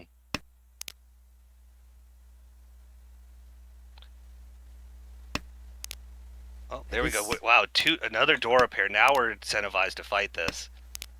Yeah, I although think really we don't have a I think the Yaku. 3-so was really wanting that potential to. Oh, interesting. Yeah, so this is the 3 so is following along Madeline's cut. Oh, that Dong. 8 has to come out. It's going to be Ricci, Tanya, PV, Peiko. That's a Mongon No nonetheless. but puts us in a very neck and neck position going into all last. Yeah, just to finish the This thought, is I thought that maybe with that 3 so, since it got cut by Madeline, Mohan might try the 2 so one chance, but ultimately might be a little bit too tough to push against a 1 so coming out from Hollow for Tempai. So we do end up in this position. absolutely, and now we are in a similar position as the last game, but it's a lot closer. It is close enough for first. And really, if Mohan can pull together some value here, and especially with a pair of Dora, is able to consider it, it could take first here. But Cliff definitely is close enough. But we need to see a faster hand. Whereas Madeline, she can see the dream, definitely has the potential for Sanshoku here. But it'll definitely have to commit to an awkward shape if she has to call it down. And this is a bit of a rough spot if you're the dealer here, because from the lead, a lot of times you just like the dealership to pass and the game to end with you in first place. But because two players are so close to you, you know it's likely that if you are not winning this hand, someone is surpassing you for first place, and so you're really incentivized to play for your own hand as well. Maybe she can pull off the 1-2-3 Sanchoku. Oh, absolutely, it's a really awkward spot because actually, if you're the only one no 10 here, which you might be tempted to do to end the game, you actually catch second. That is a good point. Assume, yeah, because Cliff will be tempai. Interesting move also on the left from Mohan, cutting the 1-1 pair with the Dora 3. He says, I know what my plan is. It's just a Tanya out to shut this down and win the game. It just plays immediately Absolutely. for it. Has the value to do it as well. Just has to finish out some shapes. But Would be Ishan 10 though if he kept the 1-pin pair. Of course, that's a sacrifice that you calculate and you say, I think the Tanya will be faster.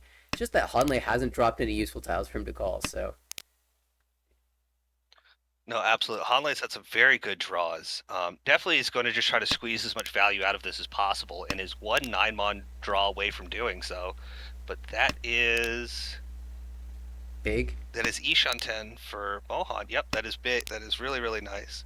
Oh, that's the perfect call as well. G.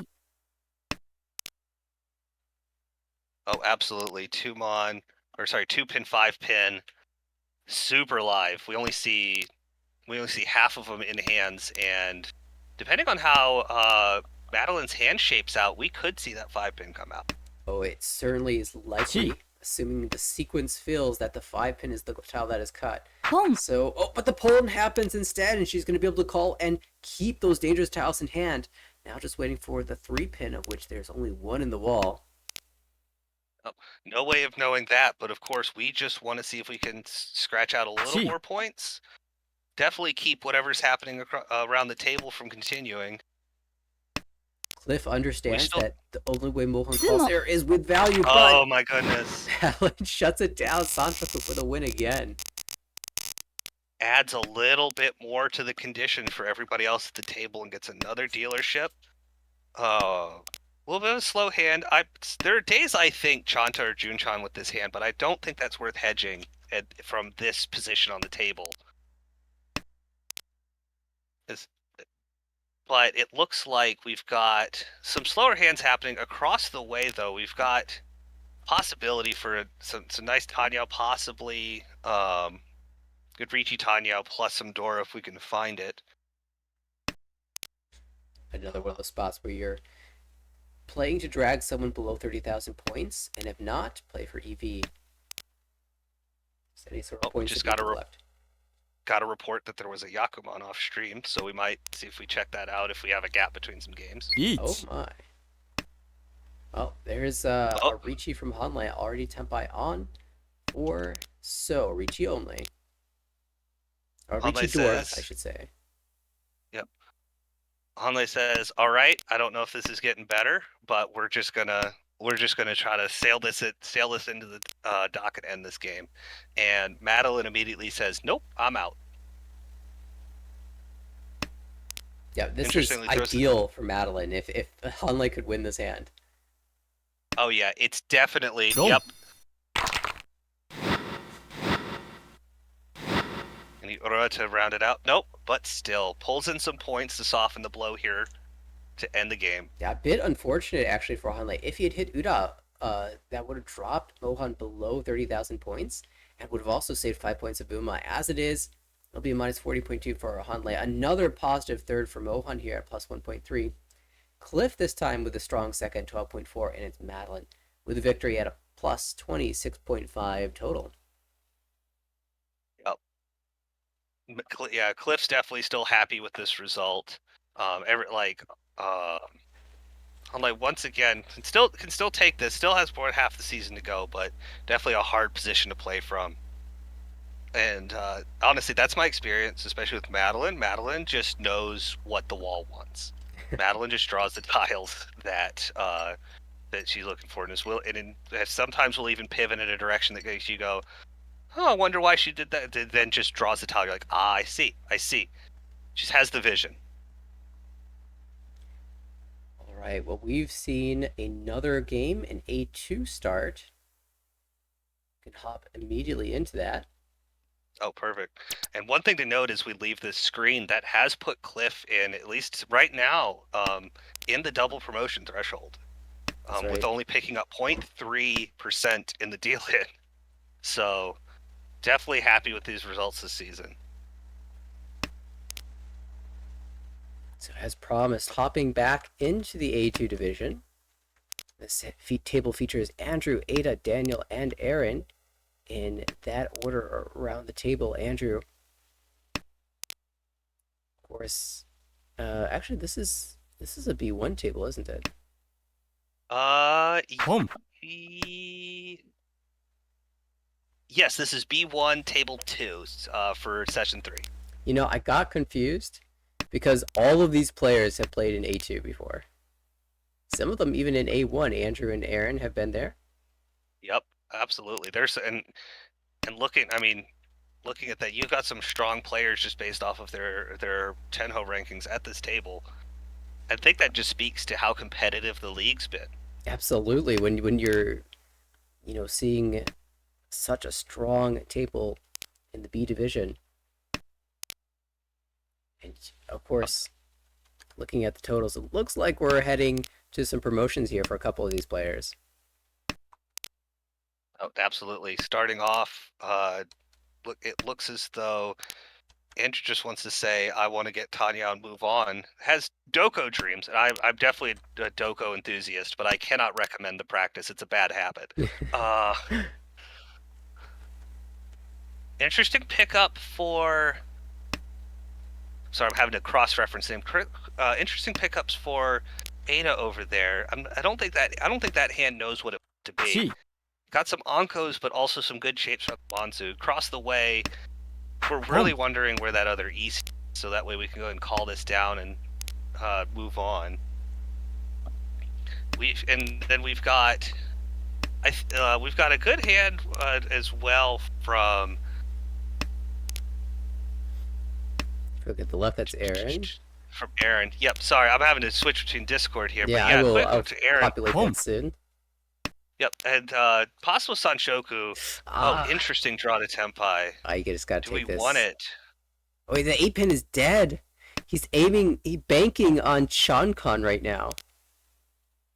Oh my goodness! But we know where it's at. Reach. Oh, and this is Tempai pulling for the 6-9 pin, which is unfortunate for Aaron because if Aaron pivots away from the shape, and he's likely to. Yep, either side of pivoting away from that shape deals in. But Andrew draws it instead, and this feels like it's coming out as the dealer. Yeah, you have to. Especially, it's one chance on. You have the 8 pins. Where could the last one possibly be? Oh, my goodness! The bird delivers some extra points to the hand. I was gonna say there's low chance at value there because the Ipatsu was broken, but Ricci returns Ricci Duar 2, turns into Ricci Duar 2 San Hanemon. Oh my goodness, and what a hand to lead into after that win. Oh my god, this decision time already. Oh, we know what Ada's aiming for here. This is going to be a Yakuman attempt. Oh, absolutely. It's just a hard thing to guess. And your non-honor tiles, like, what do I cut? What's gonna make up the remainder of this hand? Right? You're honestly starting to say, do I disguise this at all and like not show flush? Because if it looks like a flush, players might not drop my wind. We've got a bit of Mochi Mochi over here with the north tiles, but it might not matter. That's of course the 8-pin draw is a little unfortunate, but we're gonna hold on to it because if we can find something else to fill, we're content with that. Around the table, though, these hands are looking a little fast. It looks as though Daniel's got a good quick hand that could shut this down with some shape, possibly Sanshoku. Across the way, we definitely Pinfu shapes, possible Tanyao, and slightly slower hand from Andrew over here, but Oop. especially with this, we'll just have to see how the threat develops at this table. And I don't know if we're really thinking about this west tile or if we're just lagging just a little bit. Boom. Nope. I think it's a little bit of lag there, but that's going to come out. Another pawn here.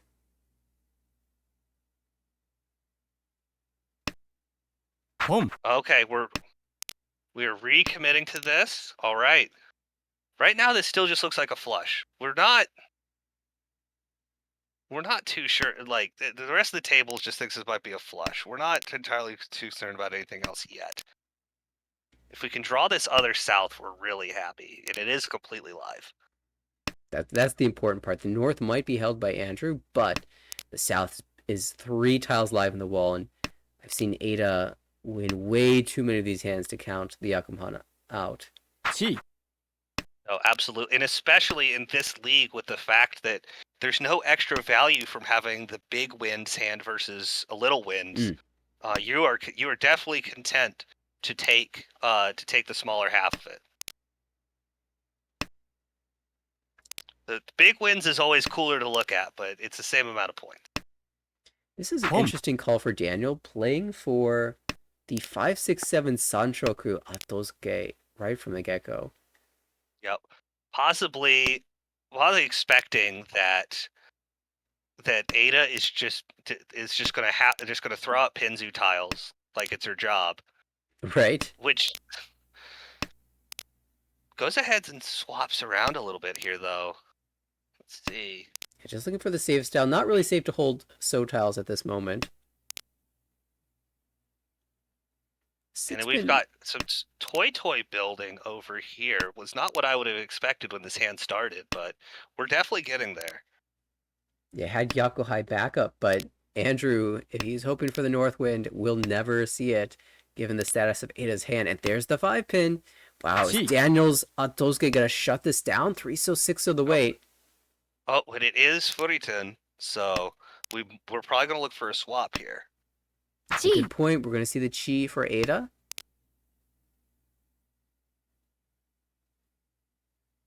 Daniel recomputes. Wait a second. Why didn't I? Oh, right. Nope. What happens when you drop the Sanzo too early?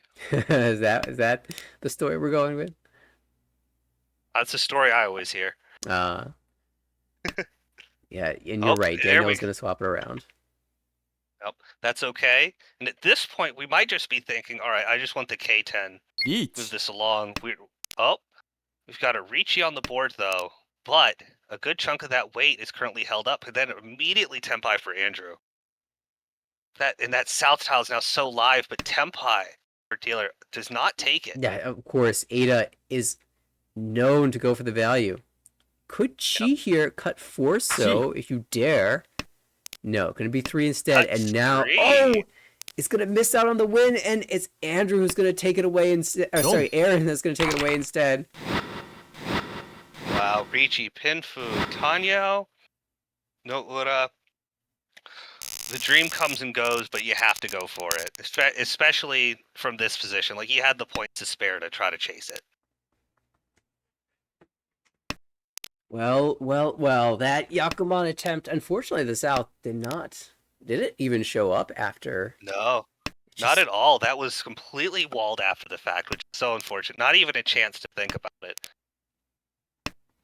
Of course, you just have to be thinking when if you were in their position, just think, oh, someone else must have had them like Anko. Nope, they're just all gone. Immediately going into the next dealership here. Nice setup in Manzu for our dealer. See if we can draw something nice around there, but this will probably settle into a Pinfu hand. It looks like Andrew's pulling in some nice shapes for a similar Pinfu hand, but it's slow.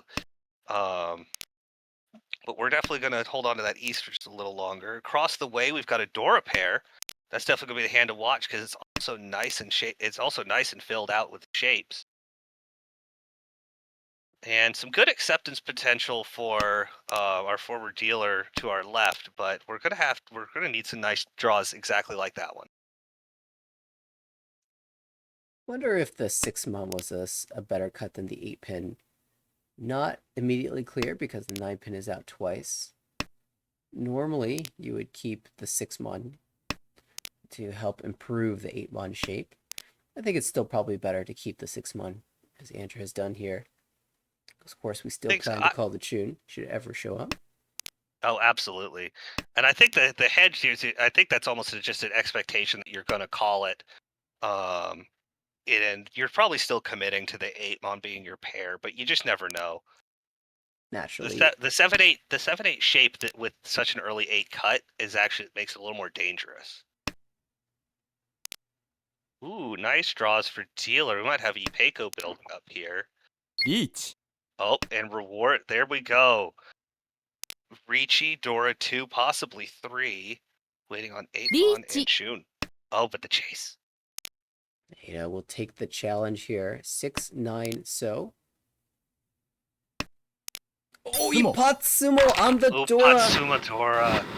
Andrew showing Read us the why wall. Ricci.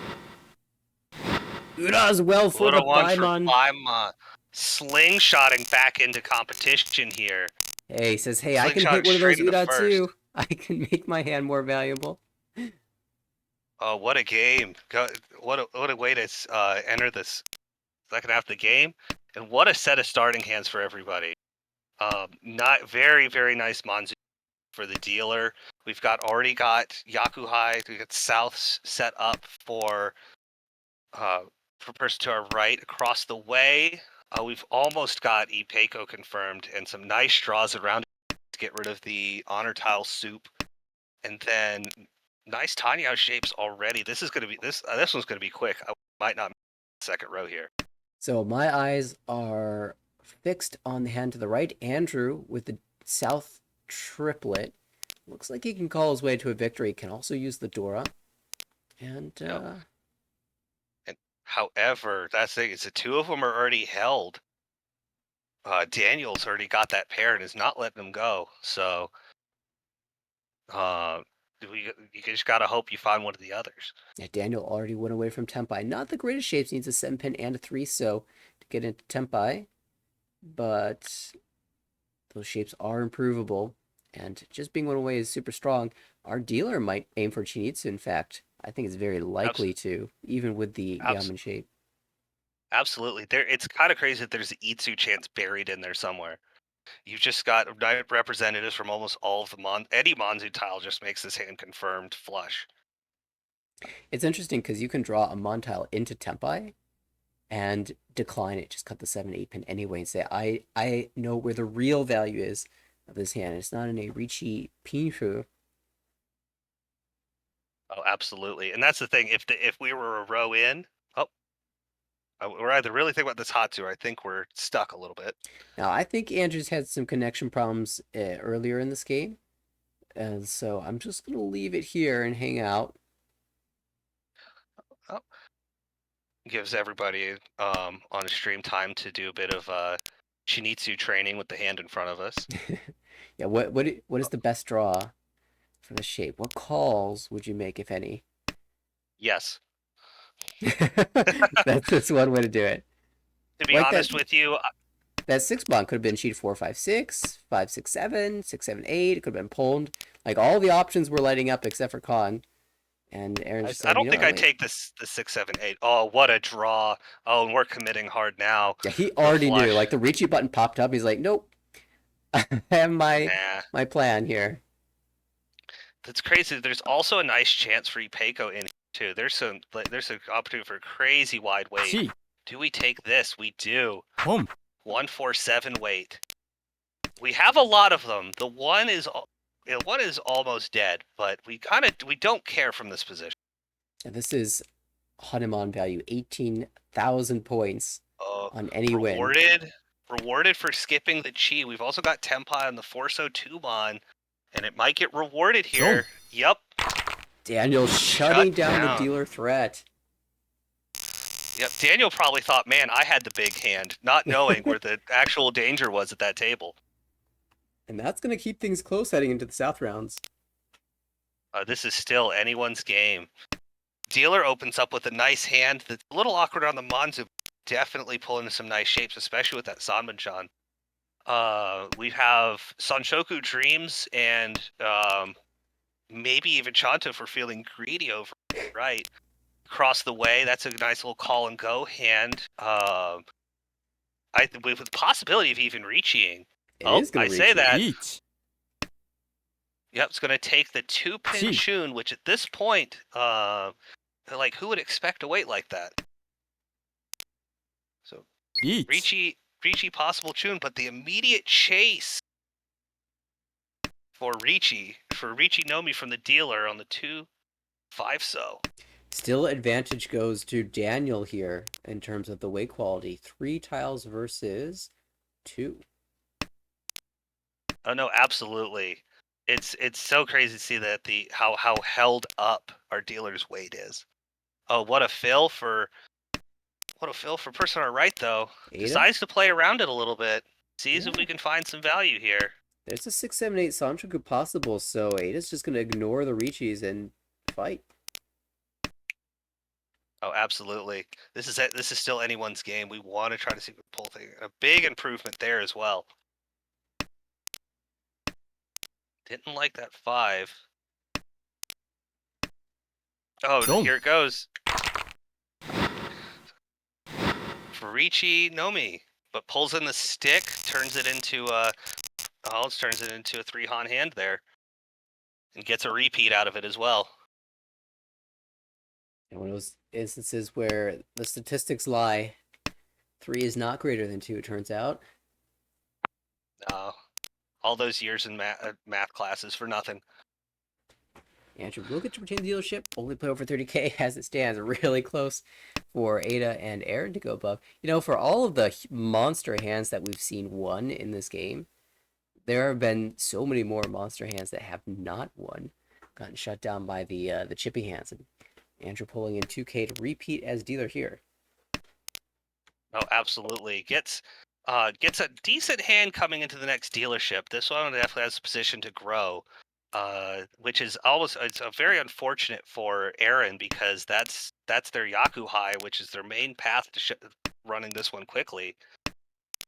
But speaking of quickly, we've got Sanchoku building over in Ada's hand and across the way potentially as well. So there's definitely some value continuing to float around this table. Yeah, the very specific Sanchoku draws, we'll hope they come into hand. We know they will for Ada. Daniel, a little bit harder to confirm that value. Absolutely, but at this point, especially in this position, we want to try to find it. We're not in a bad spot yet, Gee. but we definitely want to try to get some improvement here, and it looks like we're probably going to try for it. Let's see. Uh-oh. Yep, and let's see. I think it's just the 8 here. Yep, Tempai on the 6, which is 1 left in the wall. Yeah, problematically, all the Formon have been drawn, so it's very difficult for Ada to win this hand now. Gee. No, absolutely. It's always just a case that gets oncoed up somewhere. This would be way too early for a K10 pull. We're going to continue to try for this hand. It is even going to try to build around that Pinzu shape as well, but a huge draw for Aaron here. That really puts the flush together, and yep, now it's just on the north though. Chun is dead. This is a problem. Chun is dead. North is silently blocked as well.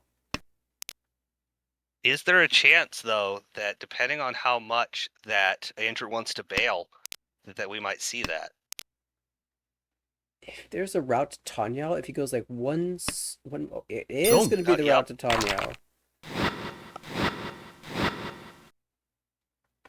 And of course, being the seat wind as well pulls in some extra points to keep this game close, but definitely puts Aaron in the in a nice position going into the second half of this game. Yeah, that one's gonna sting a little bit.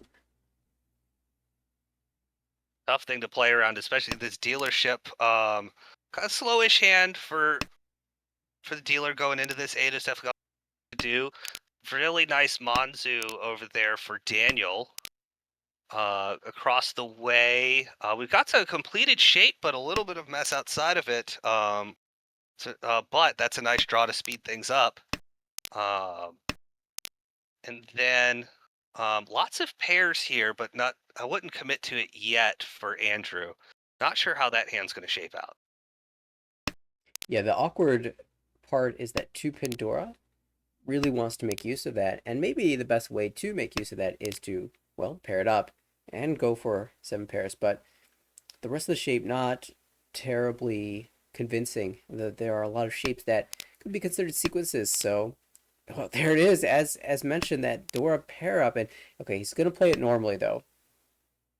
Yep, that's not a bad way to take it. And ooh, interesting. So it looks as though Daniel tried to actually pull away from the flush in order to try to use the Dora, possibly get Sanshoku, and then keeps drawing Manzu. So hard thing to guess around that.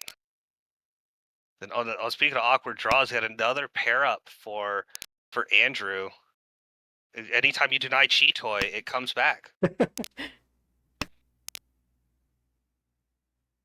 We are Ish on 10 over there for Daniel. Once again, that's the good Sanshoku, so we'll see. I have high hopes for Daniel.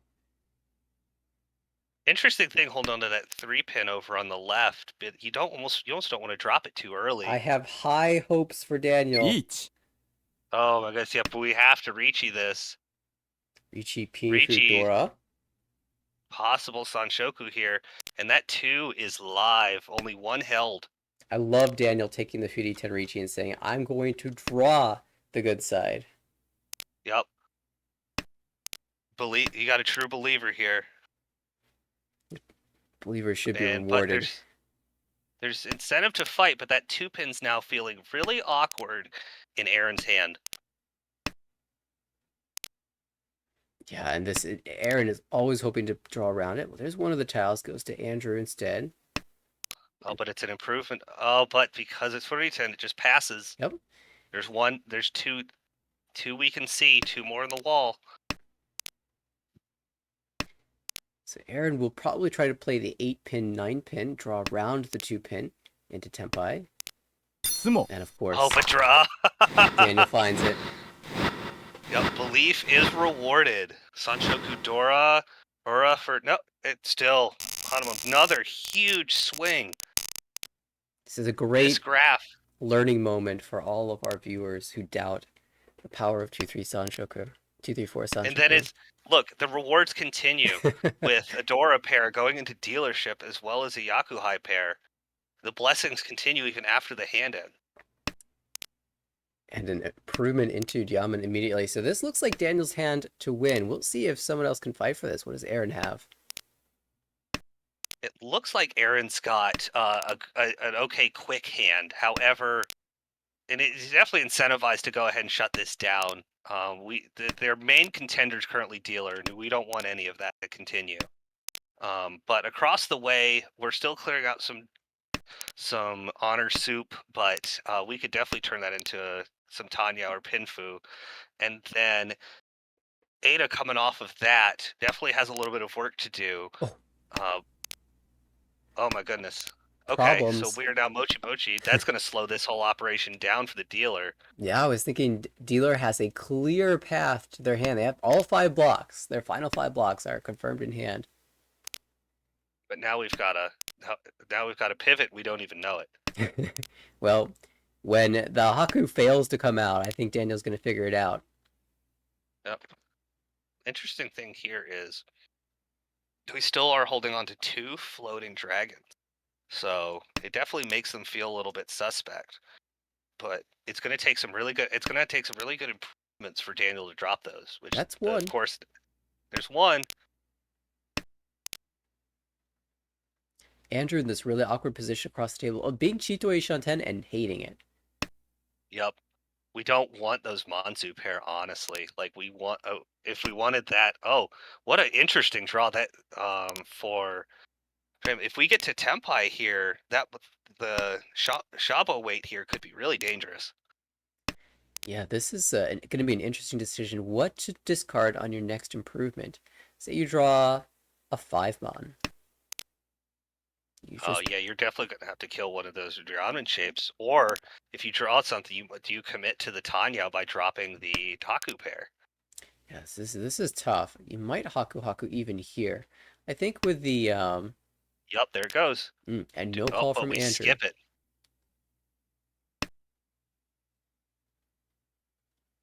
Andrew saying, "I'm not happy I'm here, but I am going to commit to the direction."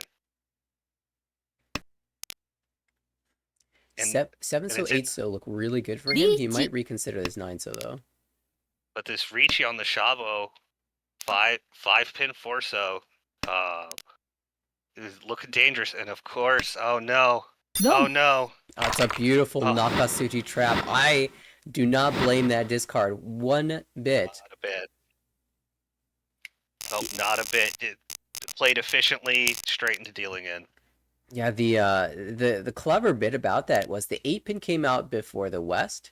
So when you see that West come out as the Ricci tile, you're expecting it to be a strong weight, a weight that is strong enough that you could afford to hold a useless tile in your hand while waiting to get Tempai. And usually that type of weight is a diamond weight. So you trust the Nakasuji even more. And surprise, it was actually a Shabo. Never a nice surprise to pull in. Speaking of surprises, though, going into this last dealership, it looks as though Aaron really just wants to try to pull in some points and hold on to this a little longer, and definitely has the hand to beat. Across the way, I'm sure that Ada feels like like she has the hand to beat, but this hand is just so fast. It's already Tempai.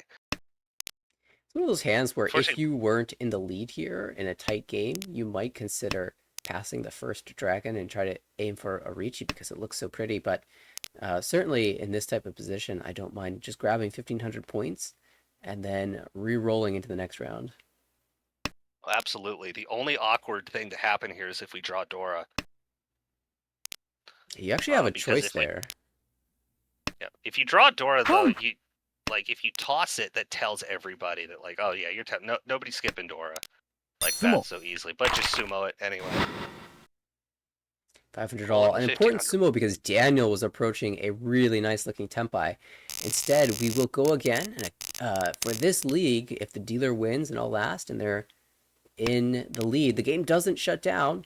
We continue until the dealer passes their dealership. So we will have more rounds. And I think more rounds are to come. Looking at these starting hands, dealer once again has a nice quick hand to send to the races.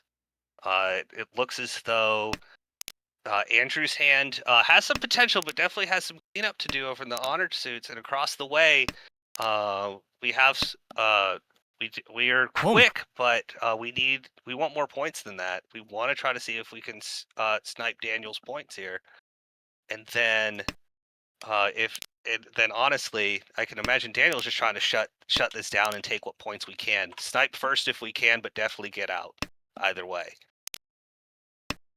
And that was an interesting choice of pair cut for Aaron. I do believe 5-mon is correct. A lot of times when I want to build a sequence out of one of my pairs, in this case I'd want to build 7, 8, 9 so for a Sanchoku chance.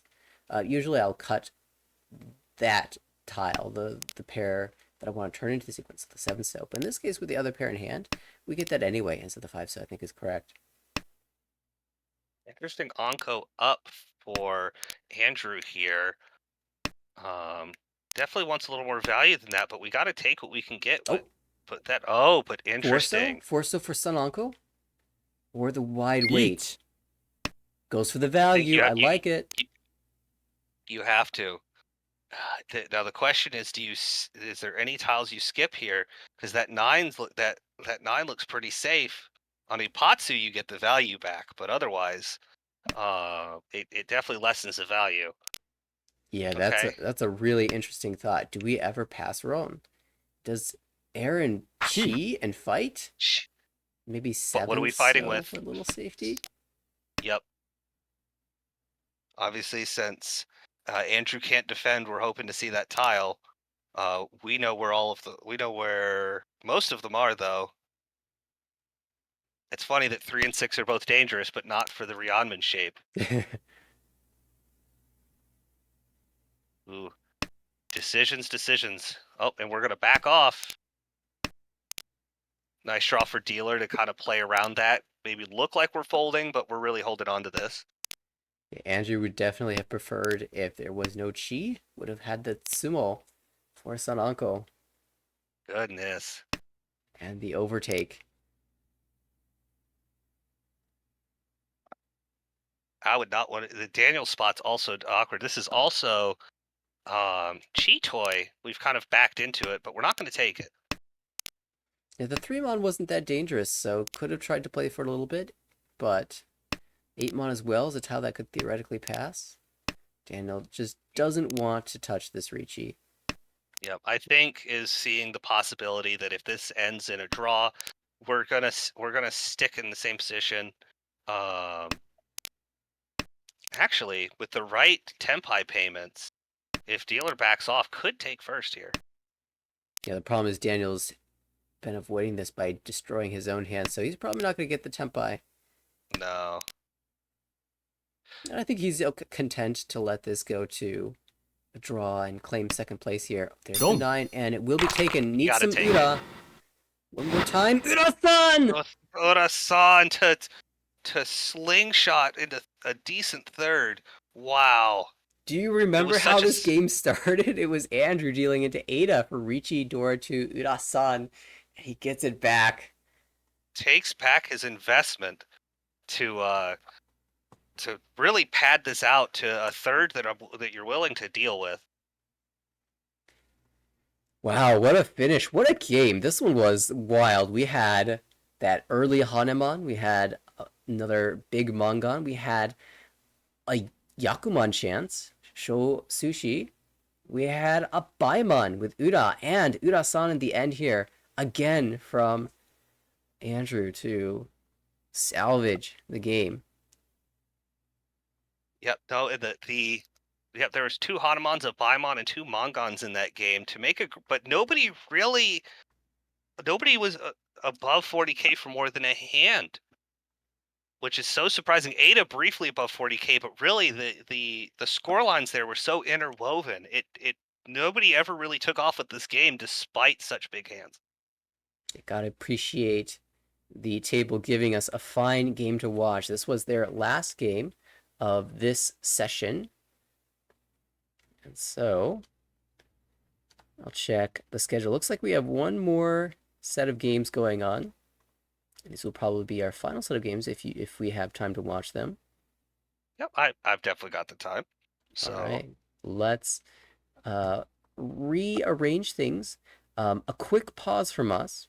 We'll swap around the names and whatnot. When we come back, we'll have what looks to be a very promising matchup between a couple players that have double promoted, and I personally cannot wait to see how this goes. Be back in a minute.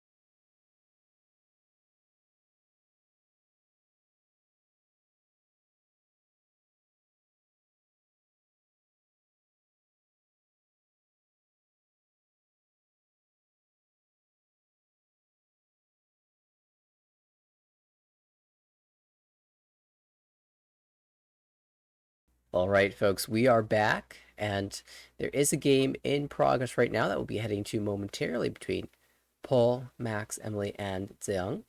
However, before we do that, we do have an obligation. As was noted earlier in the chat, there was a Yakuman stream from the table that we were just watching, game 3 of their series, and we have to see what happened there. We are sitting behind Daniel. And This looking at the start, this hand has promise.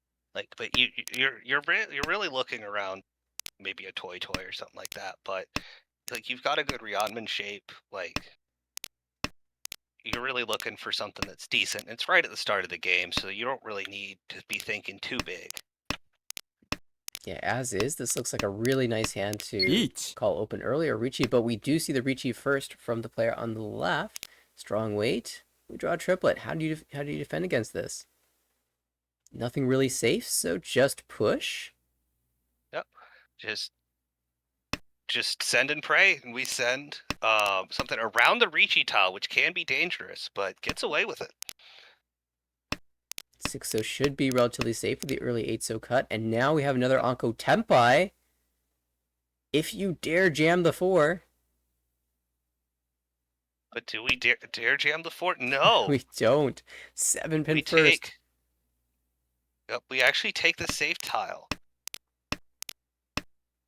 Winmon Sotogawa to the Ricci. Two months come out a couple times. 缶 Sotogawa that close is still tough. Yeah, though. you're right. But then That doesn't qualify as Khan, Sotogawa. Khan. Now Forso looks really bad. It's the Dora.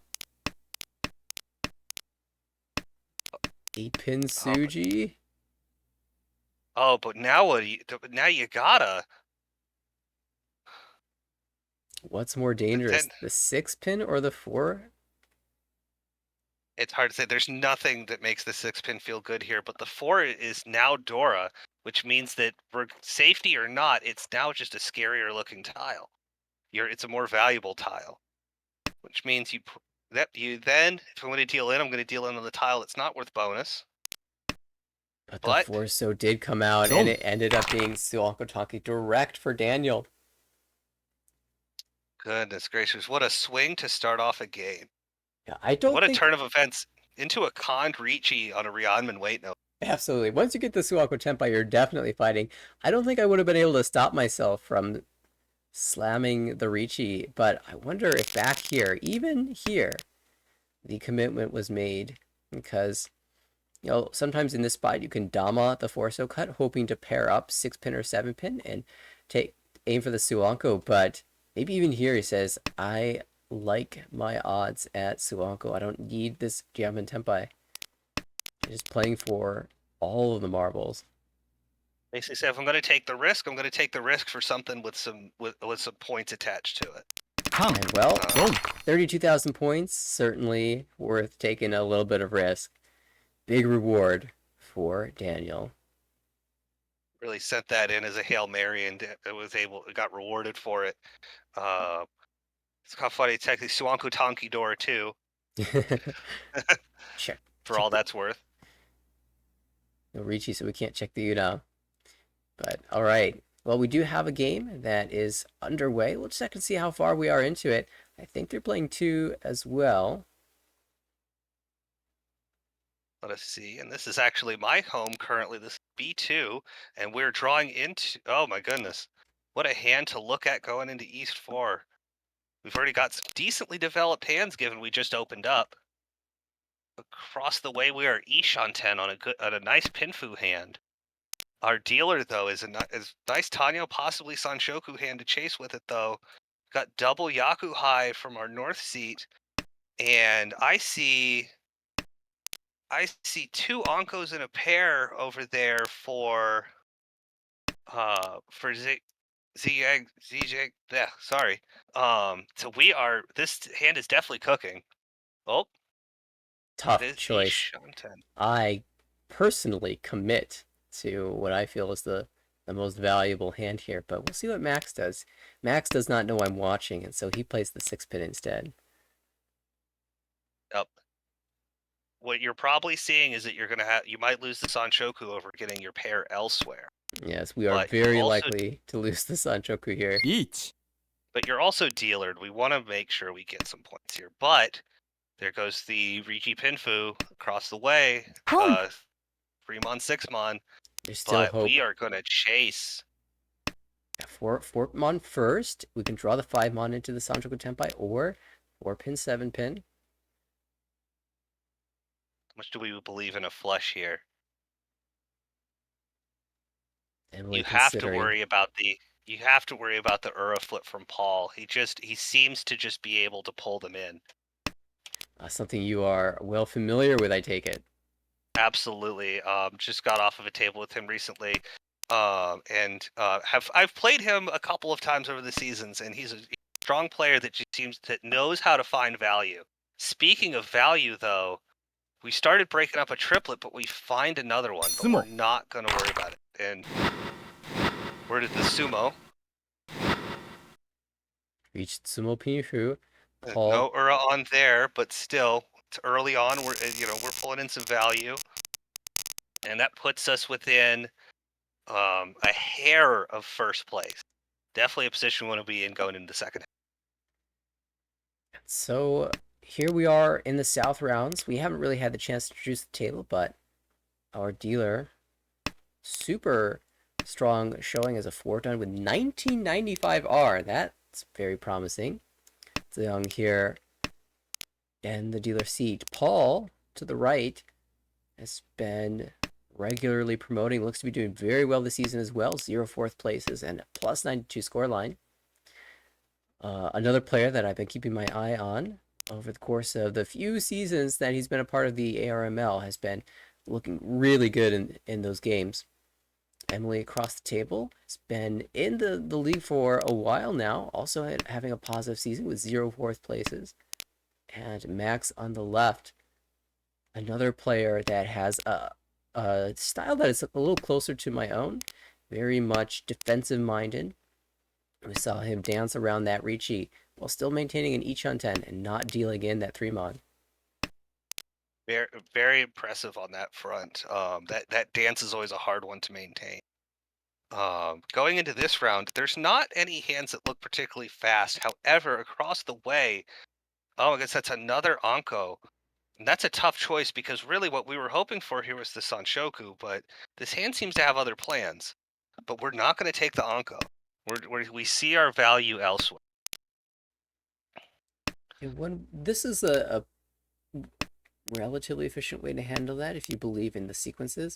Another way is just to play the 4 mon cut because you're planning to draw the 7 mon into Tenpai anyway. And if you happen to draw the 6 mon or 8 mon into Tenpai, you can slam a good weight Ricci foregoing the Sanjoku. You get a little bit more sad if you draw 7 so or 8 so into Tenpai or 9 so even. Yep. All those things The are main indication that hand's dangerous is the Dora drop within the first row. It's definitely saying I've got some value. very likely Ishanten Interesting. as well. Yep. Decisions there. We're gonna hold on to the penchant. Oh, that's not the draw we want, but might be the draw we have to take. Do we try to sit on this for a moment, or do we just send it? Yep. I think with the double 4-mon draw, that is very much a trap. Yeah, with the early 4 mon cut though, you might suspect this is coming from exactly the 4-6-8 shape. So players might be a little bit more wary of that 7. Yep. Get a chance to play around it with that 1-mon drop, and we get to drop another 4. So everybody's got a little bit of safety for now, but it depends on how aggressively we want to play this. And this is where we And get of to course, see the play styles. I think a big ポン part of the play style differential in the game of Mahjong is what happens when a player is declared Tenpai with Ricci. How aggressively can you fight against it? Now, Zheong here isn't playing for the win, just playing to try to beat Tenpai and maintain the dealership, and has a very safe path to doing so with a 2 so 1 so cut. oh, absolutely. There's another 4. We could upgrade the shape, but we don't wanna. Nope. We're gonna send it back. And that's just a really good read by Max. 5's a little rough. looking across the table. The 4-6 doesn't mean much to safety here. Oh, but there is. Oh, and we're gonna take Tempai. It's good enough.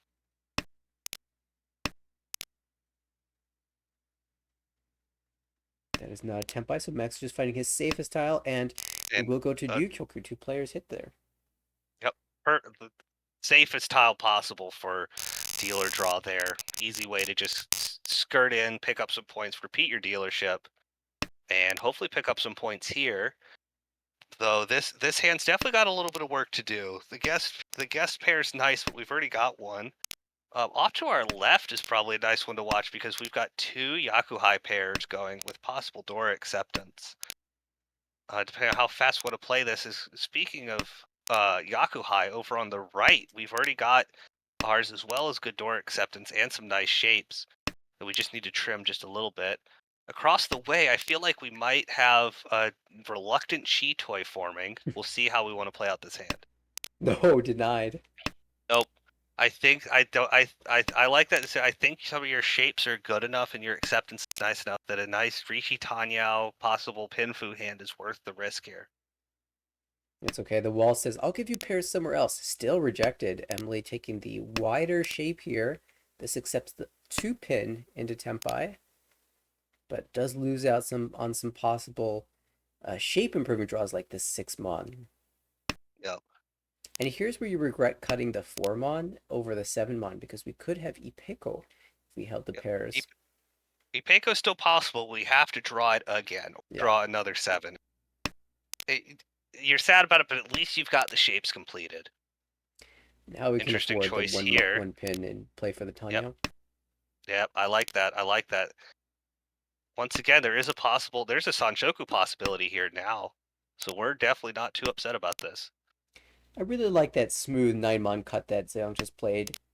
Really locking in a diamond shape in the Monsu. Loses some efficiency there, some triplet inefficiency, but it still allows you to draw Tenpai on the 3-pin and improve around the door. Really want to improve around this 5-pin Dora.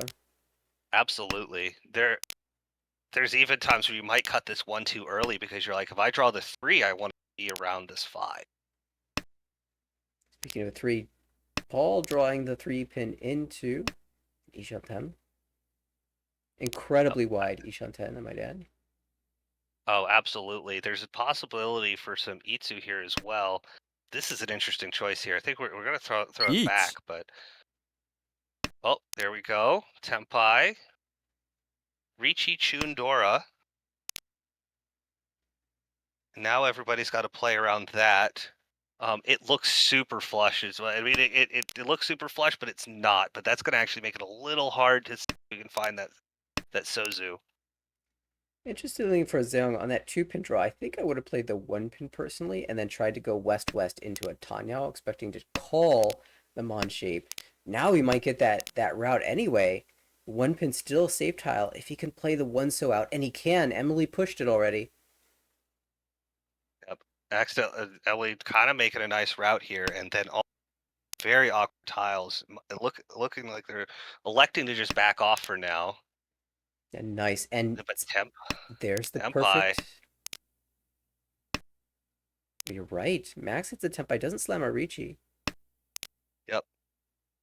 Those are the 9. Well, it's because the 9-so's dead, so we are just hoping to snipe the Haku, and we are rewarded for it. Yakuhai Dora swings the points around just a little more. Once again, Kala Glass game, it's anybody's game. We're going into this. Yeah, I have to say, South those hands were played round. pretty well. I like Max not taking the Ricci there personally because I'm afraid that it's Mochi Mochi and I'm drawing dead. But I can still win if it's not and snipe the points into second place. Of course, Absolutely. Paul. There's also the hedge that somebody who's Mochi Mochi might elect that's their safest tile and fold out with it. But is rewarded into the Ricci going to the dealership round. Looks like Paul's picking up a nice hand here. Possible cheat toy, but immediately says no. I want this hand to run normally, and is rewarded for that entirely. Across the way, Pinfu, we're maybe reaching for Itsu here, but if this hand doesn't work out, it's we're in a points position where we can probably let this one go if we have to. Nice draw over there for a person to our left. Um, Not the biggest value, but we could we might see a slam here soon. Gave some serious thought to not accepting the 7 pin, 8 pin diamond and playing for San Anko potentially, but ultimately just decides to play the efficient route from first place. Does draw a door though, and that might complicate things. I Yep. also wanted to make a comment on Paul's decision to cut 1 pin pair from a shape that was 3 4 mon, 6 6 mon, 1 pin pair, and 8 9 pin. Chose to keep this penchant over the pair. In a lot of situations, I like holding the two pairs because my more central pair can turn into a sequence a lot of the times, and I get pinfu. It's a little bit worse in this situation since the 6 mon is overlapping some acceptance with the 3 4 mon a Oh, lot of times, but I still like that play a lot of the times. Turns out Paul gets the 8 pin pair anyway and ends up in a really strong Ishantan. absolutely. And might switch the Ishanten here. It's slightly arbitrary, Each. but it's definitely the safer tile. Oh my goodness, what a reward! Re Ricci Pinfu, and we are in a good spot for Dora in more than one way. Um, Not only could he sumo the 8 mon Dora, but also 2 chances at Uda given the con on the left. yep. And it looks as though across the way we're backing off a little bit. It's a tough position to play from for a lot of our players. Only person I could see maybe pushing this, trying to get into a better position in South 3 is our person with the Yakuhai pair on the right. But there's a lot of tough tiles in there to throw. Historically speaking, Emily has enjoyed a good push, but is not going to have a Tsumo. chance to do that as there's the Dora Tsumo. Paul's going to be hitting big here. Ricci, Tsumo, Pinf, Dora, and Uda this time. But still, with the Dora draw, that's the Paul I'm used to playing against. You just those the sumos, and that's the especially given you can do nothing about a sumo. It could real punch in the gut this late in the round when that distance just grows, and is also once again rewarded into the next deal in his next dealership with a very nice hand. Possible Sanshoku routes to Dora pair. We're definitely Home. happy about this, seeing if we can build a lead that we can hold going into South 3 and 4. Zhang on the left But started with 8 unique tiles in a pair for Kokushi and immediately rejects it. We're probably playing for Honitsu now. yeah, absolutely. I think that that's smart from that position, as tempting as it could be to throw the Hail Mary. Oh, we're actually cutting for efficiency here. Um, but yeah, like that Hail Mary, I don't think your Chi. points deficit is enough that you have to consider it. Oh, interesting. I like 2 pin for reasons that Yep, that's definitely the are beyond value, but I think efficiency. yeah, this is definitely the cut to make sure we don't accidentally draw the Home. and we're rewarded here. We get the Sanzo, and oh, interesting. We want the 3 cut, not the Shabo. The Shabo is once out, so it's not perfect, and nobody's dropping. Each. Oh, but Zone. wow, Yeah, absolutely rewarded with Tanya Dora too. And that was absolutely the cut you do there. Like Paul did not look that dangerous. certainly. You feel like you are challenging a weak dealer who has opened up with and made themselves vulnerable, but the tile you have Home. to discard for Tempai just happens to be the one that deals in, unfortunately for Max. And that's one thing about climbing in this league. Uh, Looking at the hands actually real quick, we have a very nice toy push from a person on our right. The dealer once again with another Come. beautiful hand. Ooh, That could be Chanta, that could be Sanshoku. Oh, the Diamond Con. It is rewarded. flips to Rewarded Dora. handsome. Oh my goodness. Emily says, let's spice things up a little bit. Emily says, I want value, and I'm willing to possibly cause problems to get it. Ooh, interesting. What do we do here? Okay, we take. It is Tempai, Mm-hmm. Technically. but no Yaku yet. Yeah, do you know what the Uh, plan is? yep, we're really hoping for that toy. 8 pin con sumo. Oh, oh yeah. Well, that's the real That's that's the the real real vision plan. here. Rinshan Kaiho. but that the problem is Oh that 8 no, pins nestled. Oh no, what do we do here? probably one pin question mark. Yeah, I think if you're trying to pair something up, based off of such little information, like it is out. Oh no. Oh, So this is planning to interesting. just sumo the tune. Wow, that's aggressive. Meanwhile, the dealer's hand is developing though. Um, the dealer drew a very nice hand, and it was going a little slow at first, overblocked, but it has filled very nicely for Ryabin Tenpai, and Oh, now has what a hedge for the Sanshoku. Oh, interesting. We're just gonna walk out that entire Anko yeah, and that's re-get our that's. Tenpai elsewhere. I mean, now that we have a Nobiton shape, I really do approve of this. Yep. And do we hold on to this across the table? He We're wondering where the absolutely rest of will. them are. Yep. I think Max is locked into Chitoi at this point. Paul, I'm really rooting for this Sanshoku Chanta to come through. He's a couple nines. Yep. And that's the nice thing is that with that, especially with that extra shape, we can hedge this either way and is rewarded. It's going to Dama this. Gets Pinfu either way. We are at Furiton Tenpai again. Oh. ドン Oh my goodness. Guess the What a Takame snipe. Sanshoku. Oh, I would have seriously slammed there, but like I can see definitely wanting to make sure we can lock that in. Nice, because everybody's looking over on I think Chunar. two things were encouraging that Dama. One is that the 9 mon had come out a bunch of times already. Now, you might say, well, we don't want the 9 mon anyway, we want the 6 mon. But I think the other thing was that the Chun was just not visible, and that was a big concern. As you slam a Ricci and you're vulnerable to whoever owns the Chun, and that's likely going to be Emily, because she has not only opened up with a wind that was not a value wind, but also made a diamond con, and is very likely holding an honor pair. And the only honor that was left, I believe, was indeed that Chun. Oh, absolutely. It's always a tough situation. It's big, like kind of off the wall cons like that always cause problems. It's always a matter of who it's causing problems for, because it's not necessarily even the person who called it. Like it has a psychological effect on everybody at the table. But these hands are already accelerating quickly. Dealer's got a nice look, but if you look across the way, we have ポン confirmed Ipeko, possible Chitoi. Really not like we could go either way with that hand depending on what we draw, but Paul says no. I'm going to be dealer again, and you're going to have to put up with me.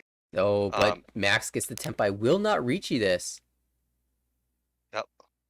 Not yet. I think What this could is we a be very looking for here? natural Ricci. If you don't have a Pono 7 pin, I think you're still supposed to Ricci this anyway, but might be looking for some sort 1 of, yeah, wait. Nah, it's just we're just hedging the Apatsu draw. That's all we're doing.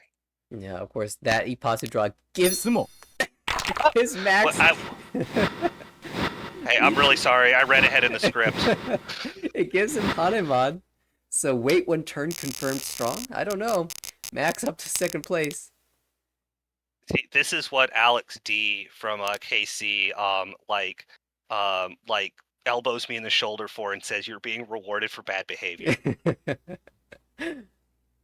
You know, sometimes Uh, you just need a second think. Is this Ricci really good? Maybe you throw out Tsumogiri Ricci to deflect the tension from the tile yep. that was close to your way.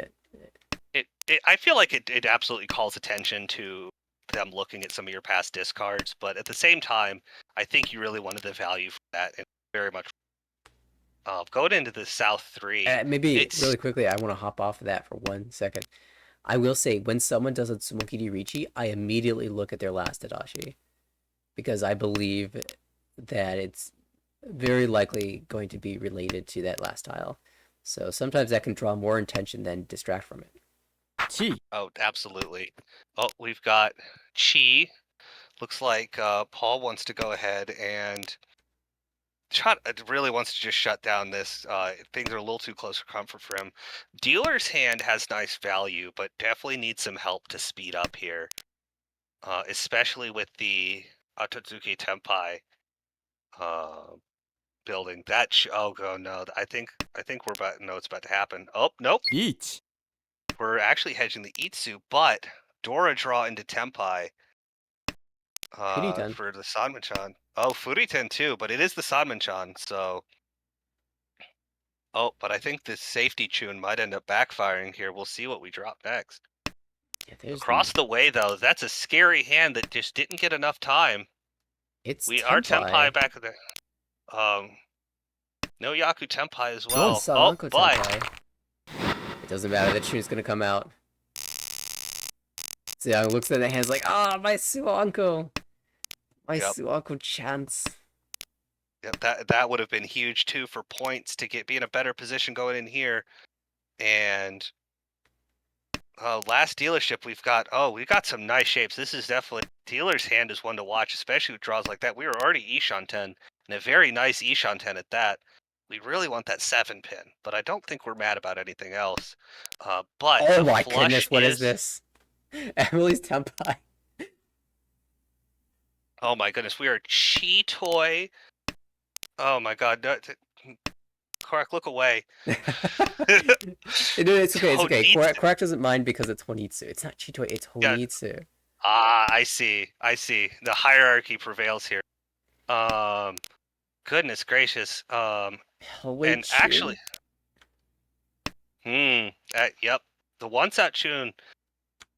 I wonder what we could be hedging for by holding on to this 7. Yeah, twice cut Chun, maybe not so good, but Oh, it is twice. Yep, I see the twice. So, yep, absolutely.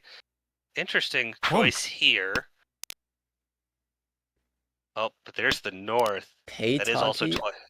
No, dead. it's dead. Unfortunate. Good job not accidentally playing for that. Across the way, we've got a pawn here. I think we are trying to see if we can get Itsu and just end this game. We really don't want anybody else hanging out here. There's been some decent swings in this game, and I don't think Paul wants to be a part of it anymore. Oh, Itsutepai on And the 8 pin. 8 pin twice held, but twice in the wall otherwise. Oh, big Oh, draw. That's the last deal-in tile. And they're but all locked away now. it nestles in nicely into their hand, so I'm gonna hold on to it.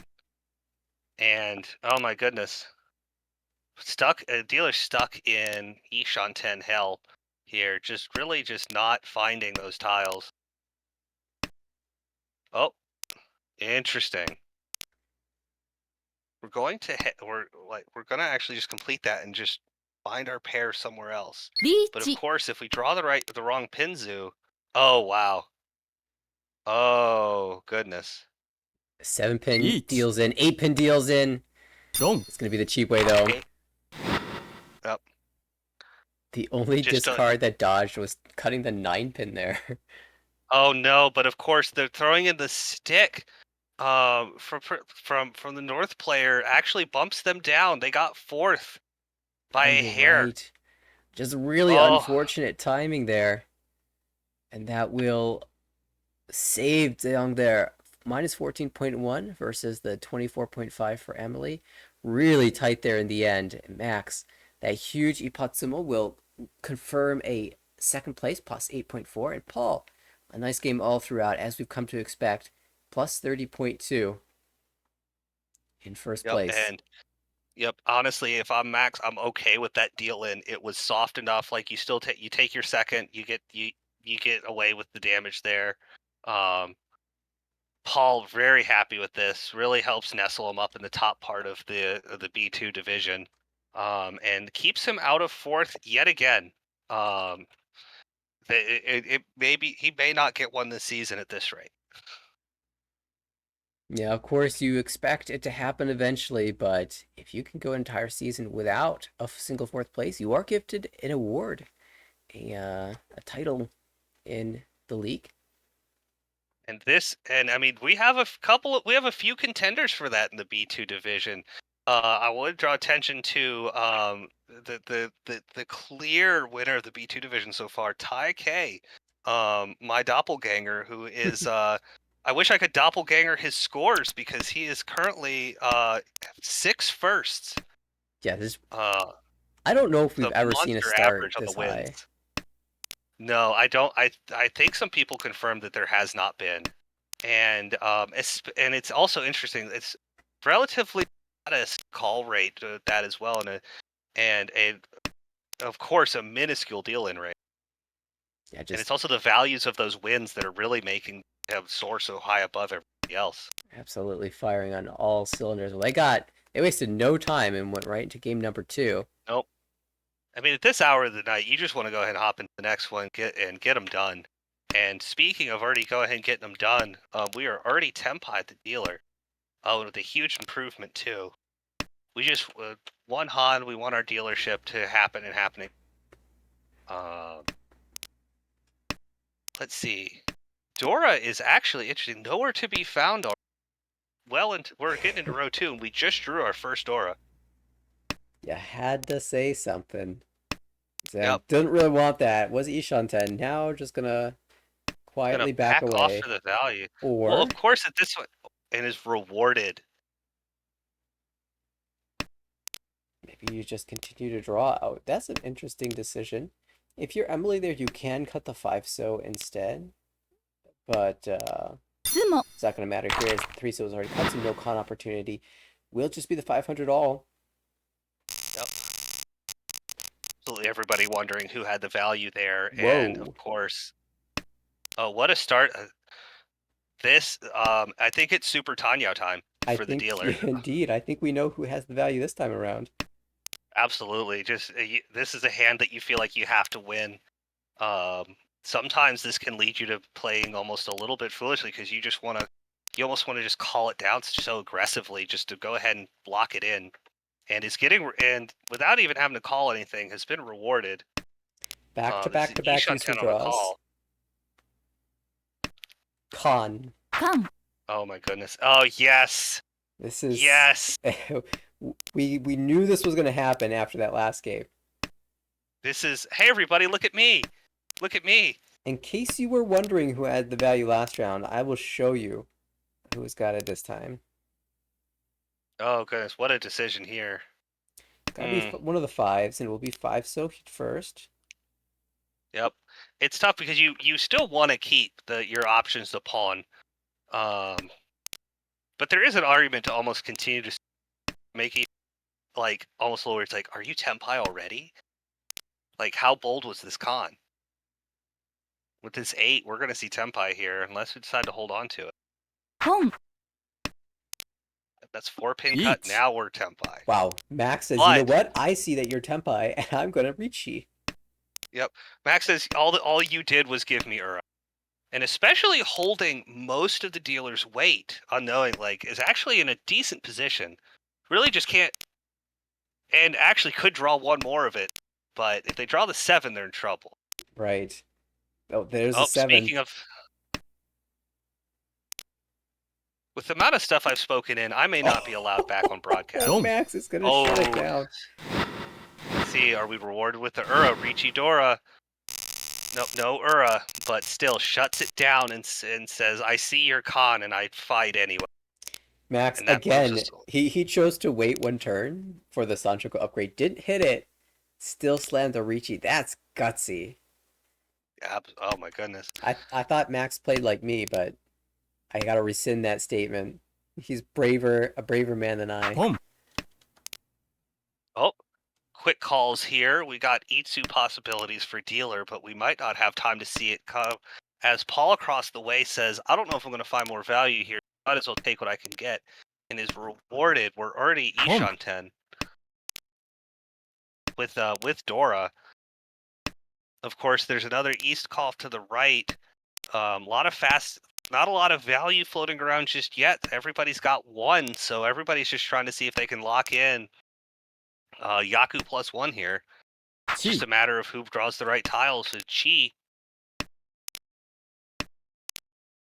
Yeah, this is really forward-thinking stuff from Zone. Still pretty far away from Tempai. Just trying to rush this down. Yaku Haidora 1. I don't even know if I'd call that 4-pin draw after a backfire. We're still in a decent spot. We are still hunting for a pair, though. Yeah, that's the big thing, is making these calls isn't finding you a pair. You can't call a pair in the game of Mahjong. You can only roll in a pair. Richi.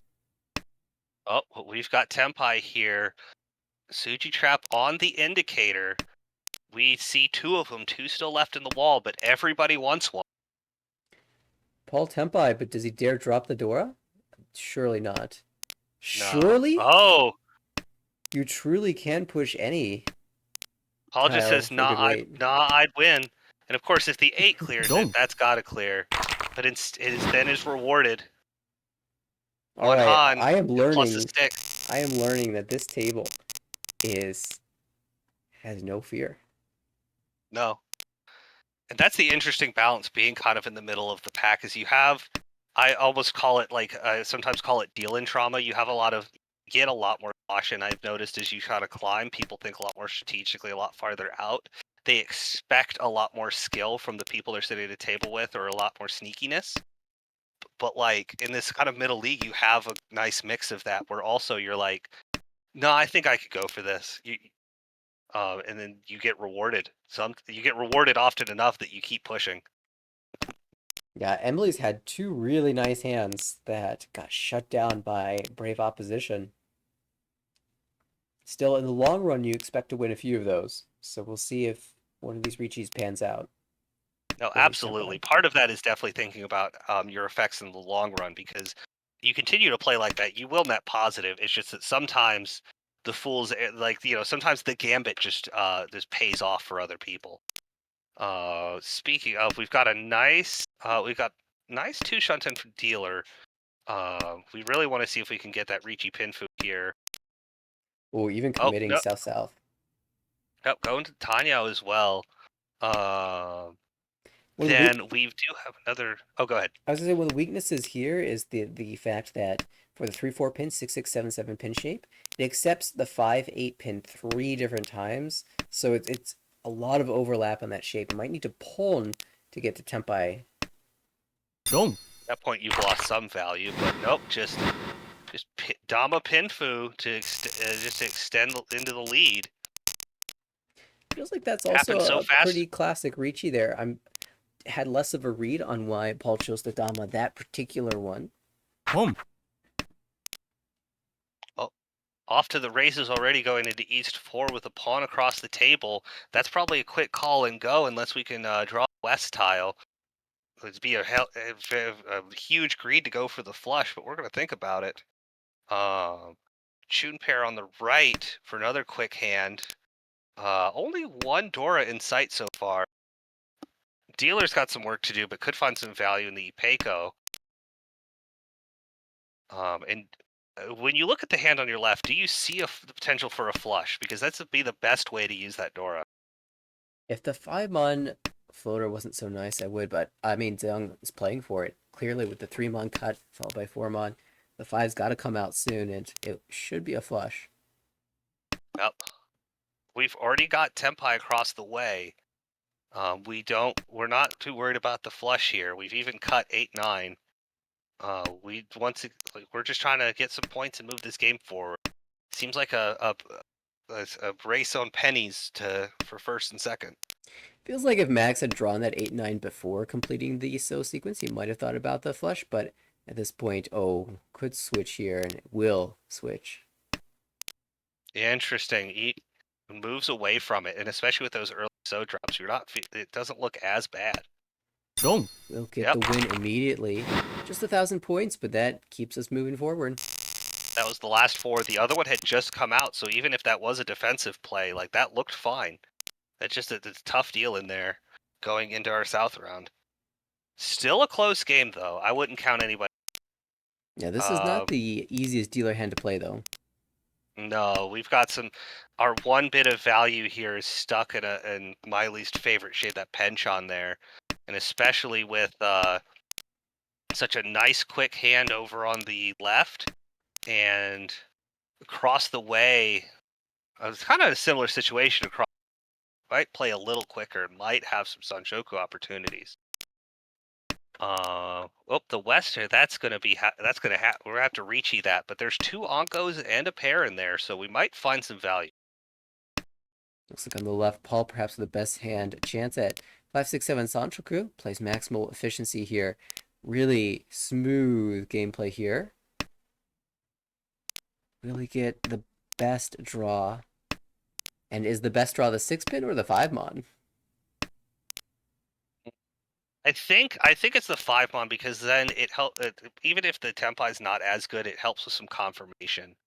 Like even even though Guarantees. the round is stronger.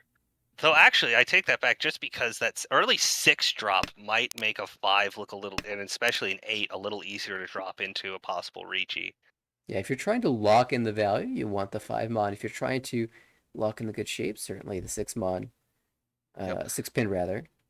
And your final weight being around Monzi is a little tougher, with that being the Doris suit. Oh, speaking of, and immediately sends it back, so maybe not. Emily has made some progress, still 2 away, but this hand looks like it could complete now, particularly because she filled in the 7-mon. Got that Dora Penchon shape completed. Oh, there we go. Ishanten, it's a tough cut here. The I love Pinzu it. really. Oh, there we go. That's nice. This is the play that Leaves the says option. I will draw 3-so, and then I will draw a 3-pin. Absolutely. Or should Reach. we just draw 3-pin? What do we take? Yep. Ricci Pin Fudora. Classic dealer hand here. People might be a little suspicious of Pinzu, but there's enough value floating around. Oh. That is Tempai for. Is that Tanyao? Pin? Nope, Just just Tanyao. Tanya. And we're still thinking about fighting across the Tsumo. way, but just gonna sumo. Ura pick up his auto Bongon. Ooh. Yep. There it is. Emily has had so many Tempais that did not win, and finally gets one, and she's in first. Yep. Gets rewarded for good discipline. That's a bit of advice I got early starting in this game, is that, like, just don't let bad results like that like discourage you. Keep up what you know works well, and you will be rewarded for it. Boom. And clearly is with a good swing into first is rewarded, and is also rewarded with a nice hand going into dealership. So But will it's we having see Jan Peko? ooh, that's a good question. There's some very very specific draws needed for that. And this is also possibly flirting with the Sanshoku, but it very depend on which direction we go first. But we are in a race against the clock here. We've got a flush developing on our left, and across the way, that's either Toy or Toy aggressive. Unfortunate West cut there, but it is still probably the best one. And you mentioned Ryan Peiko. Talk about speaking things into existence. There are 2 pins in the wall. 3-so in the wall. Absolutely, that is live, and it is a blessed tile. Looking over to our right here, the hand's definitely probably one of the slower ones, but does have the potential for some value. Has that Dora, just needs to stick something to it. Oh, that's an interesting one. I think that is the correct one. Yeah. Unfortunately, that's probably going to turn into our pair. Chi. Means Oh. Jan Peko will be hard. But especially with this being our dealership, though, it goes back to that idea that you really want to hold it even above some plays for value, especially sitting in first. We don't mind just taking a smaller value and moving on. We see the flush, and we don't think we're ready yet. So we're going to take that 9-pin and throw it back. Shout out to Paul for taking the South Tonki weight over the 3-pin, 6-pin weight, where 6-pin is Dora. Kang. Oh, Khan. Okay. So Oh, no interestingly hesitation. here, the way that he's played it has Hatsu, Honitsu, Dora 1 for Mangan. Hatsu, Honitsu, Dora Itsu for 500 Mangan. It would have been similar value as well if he'd taken the 3-pin, 6-pin weight, because 3-pin also gives Itsu and 6-pin gives another Dora. Reach. Ooh, interesting decision there from our dealer. Tough call, but now we've actually got a bit of a Dora shape going. But Ricci on the board. Ricci Got Pinshu Ricci. Ipeko, Dora 1. Yep, that's a scary hand. That might encourage a south. Ooh. Dong. Nope, we believe in the South Tonki, but Turns out there was no winning play there for Paul. Ura-san! Finally, the Ura coming in. Ura-san, slingshot the Hanuman. And we waited to the second half of this game for the big point swings. Wow, It's a now great pull Paul's going in dealership. fourthless record in danger. Can he save it? I'm going to go back to saying I might not be allowed back on stream if I keep saying stuff like this. Keep It's the commentator's blessing or the commentator's curse, yet to be determined. So going to next dealership. Nice hand here for Max. We're Boom. really liking this. We want the East pair up, but we also don't mind drawing around any of our others. We know where our pair is. We have some good potential for value. But double south has already been called. And especially with Dora in hand, we are content with value. Yeah. Across the way, I think we're a little rough across the way. We definitely need to try to pull some value down now that we're down going into South 2. I'm really considering the call down for Tanya. It's tough because the pin shapes are not conducive to Tanya whatsoever.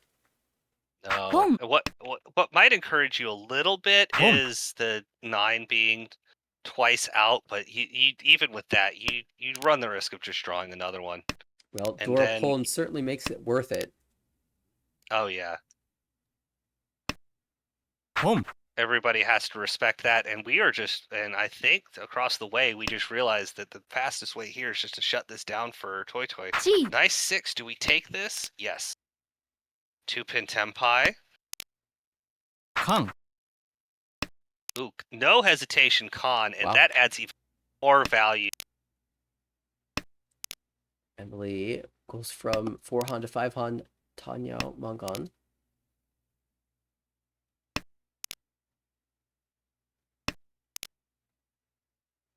And Paul, who's pushing this hand very aggressively, is now thinking, oh, maybe not. Maybe this is not the hand we need.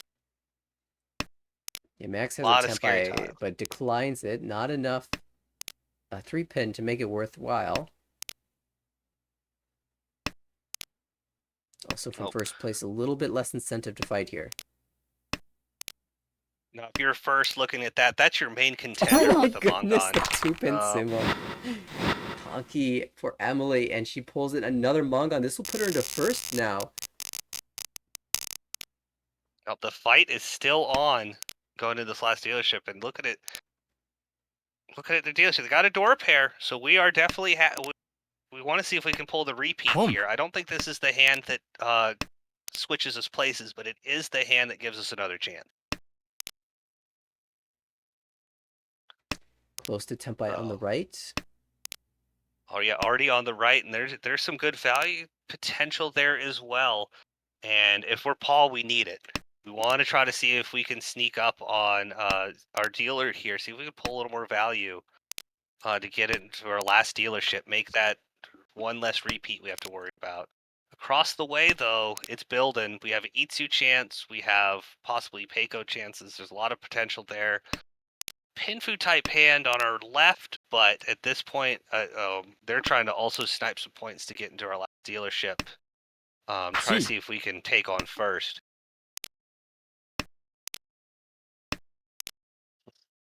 I'm curious to see what Paul chooses to do on 8-pin draw. You could, of course, reach E. Could agreed for value. A 6-pin makes things a little bit easier now. As long as you don't draw the 3-pin, you can just cut 1-1 and play for the Tanya Pinhu. That's good enough reach for me. Interesting drop on the 9, going for the 6 contract from dealer instead of the 8. Even though it's once out, maybe we're trying to see if we can shift down here for the Ryanman Tempo.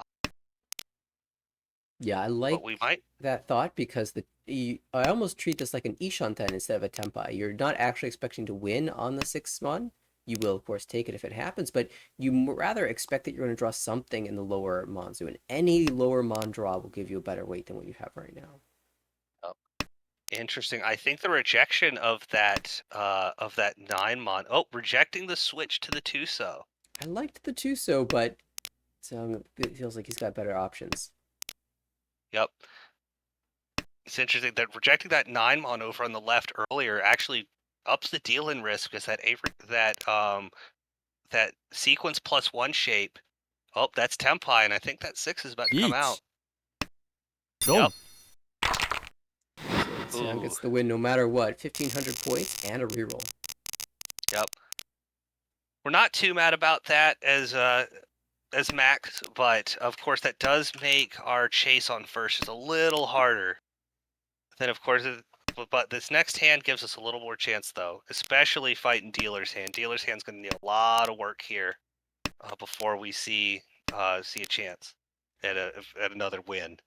Does have some promising floaters, middle tiles to build around, but still a lot of honors to go through. Across the way though, has some potential. Just has to, just really has to. That's a nice draw to vary up those shapes. Try to see if we can just shut this down. Over on the right, still a little messy, possible Itsu chance. Home. That is a very nice draw, though, but that does give dealer Yaku to really speed things up here. Really a nice upgrade with a 6-month draw. Unclear what the final shapes will be here. Could just be Pihu with the Peiko chance. Interesting holding on to the 9 here. I don't know how much the 9 only complements this hand very slightly. If we didn't have a pair, ポン might help, but that east pair, you really want that Ipeiko shape more than anything else around the Manzu across the way. And it might be that Emily has decided what her shapes are going to be and therefore is holding the safer tile for the future. That is true, but goes ahead and takes it, and then we have Tempai for dealer just south. チ But Max says nope. I think it's gonna be me. I want to try to pull some value going into all last. Well, Max is not going to be able to get there unless he draws 2 so or 5 so. ツモ So we'll get there nope, first. just Tsumo. Another cheap hand, 1,800 points, and now we might be looking at another contender. It's close enough that a decent hand, but ooh. The hands keep getting worse. He keeps winning, but the high pie keep getting worse and worse. Yep, and then of course means and across the way that high pie, that's a tempting thing. You're in first, you don't need this kind of value, but if it's gonna get dropped in your lap, you might as well see if you can play around and get something big there. Sure. We really need to watch the hand across. Over on the right though, that hand could be just fast enough. Try to pull some points and not a lot of value, but at this point we might just be trying to get to our dealership before any more points are sapped. Oh, this was clearly supposed to be Kokoshi from the dealer. We just didn't know it. Over on the left, I think this might be Tanya route once again, just to try to end this reign of terror, for the ever so small reign of terror from the dealer. Yeah, this reign of terror, 2 hands, 3,300 points. Yes, but it does make everybody else just a little nervous. We're like every time it chips away at our comfort. Oh. Well, let's start dreaming a little bit. It's time to get your. A lot of dreams happening here. We're Tsumo? looking at Honitsu dealer. We're looking at, oh my goodness. Yep. If we draw another dragon across the way, that's going to be extra scary because the two call Daisangan is really tough because everybody gets nervous around. Right. That Dora drop though definitely already should have you on your toes. Oh my goodness! How about Suiso Daisangen? Oh my goodness! There's the south. 6 months, 6 months. Oh no! Oh, Zeong is in so much trouble. He needs to not make progress. He cheese though. He'll hold all the honors. Yep. Which is the greedy play, and there is the Hatsu over on the right. That's floating, but we really want to progress our hand. We're in fourth. We just any improvement in Paul is going to drop it. It's just a matter of how bad the drop's going. There's the east. east. Comes an honor top. It's not going to be Daisangen, but Shosangen Suiso. Oh my goodness. The Hatsu's one's Oh, and cut. Will yep. will Paul push if he gets Tenpai? No, he's dancing, dancing away from the danger. Oh my goodness. But he's Oh, Tenpai. poor Wait, dealer. he's back, and Uh-oh. it comes out. One. Oh, not the Yakuman we expected. Oh no, the Emily with gong the is played. Tsuhiso. What a hand! It looked promising from the start. We didn't know just how promising it was going to be. Oh, and you just don't expect that, and you needed to progress if you're all And like Paul was playing in such a way that he would avoid it. He was trying to dodge it. The wall just said, no, I'm going to give you Tenpai. I'm going to have you wait on the Dora. but I'm going to dangle this in front of you, and like you, and I know you need the points. But, oh, If it what a was, position to have to go into for all last. if it wasn't once caught, I suspect Paul holds it, but you get a little tempted once come out before. Yep. See, and And the as you Ricci button progress, pops this is up. what's. Yep. This is what I talk about, that deal in trauma. We start to build it once we get up this point in the league. But and then dealership at all last. And now I think the goal is let's try to squeeze out as many points as we can, and especially with a hand like this, we have some good potential for it. Let's just run the dealership as many times as we can. Hands. Let's soften the blow here, and that's a Absolutely. nice draw. And I think it's also really important the fact that Paul's in a very good position in the league up to this point, can shrug this off. You know, if he takes a big fourth, still has the points to accommodate that, and Yep. plenty more games to play in the series. We have a Tempai. Empire on Sanzo, Tanya Dora 1. We could have some Sanchoku shifts, but I think it's tough at this point. I definitely think you're really just hoping to pull this in and move on, or maybe reach on an improvement. And yeah, the improvements are actually rather thin because even the best improvement, the 5 so, is 50-10. So I think it's pretty classic Yeah. just to slam the Ricci here.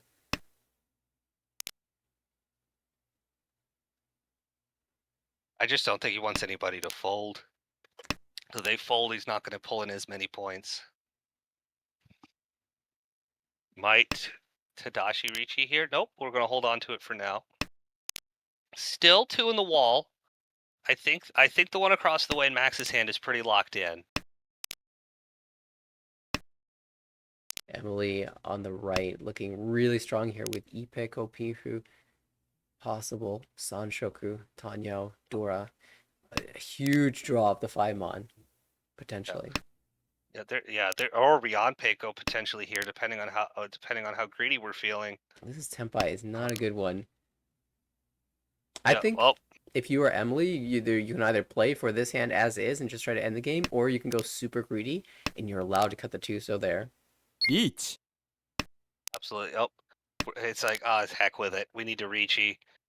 The problem is that the 3 so it very literally fits perfectly in both left and right player's hand. And of course, Max has no Um, incentive to drop it. Oh, Ricci. there's the chase. Oh, on the Rion Peiko.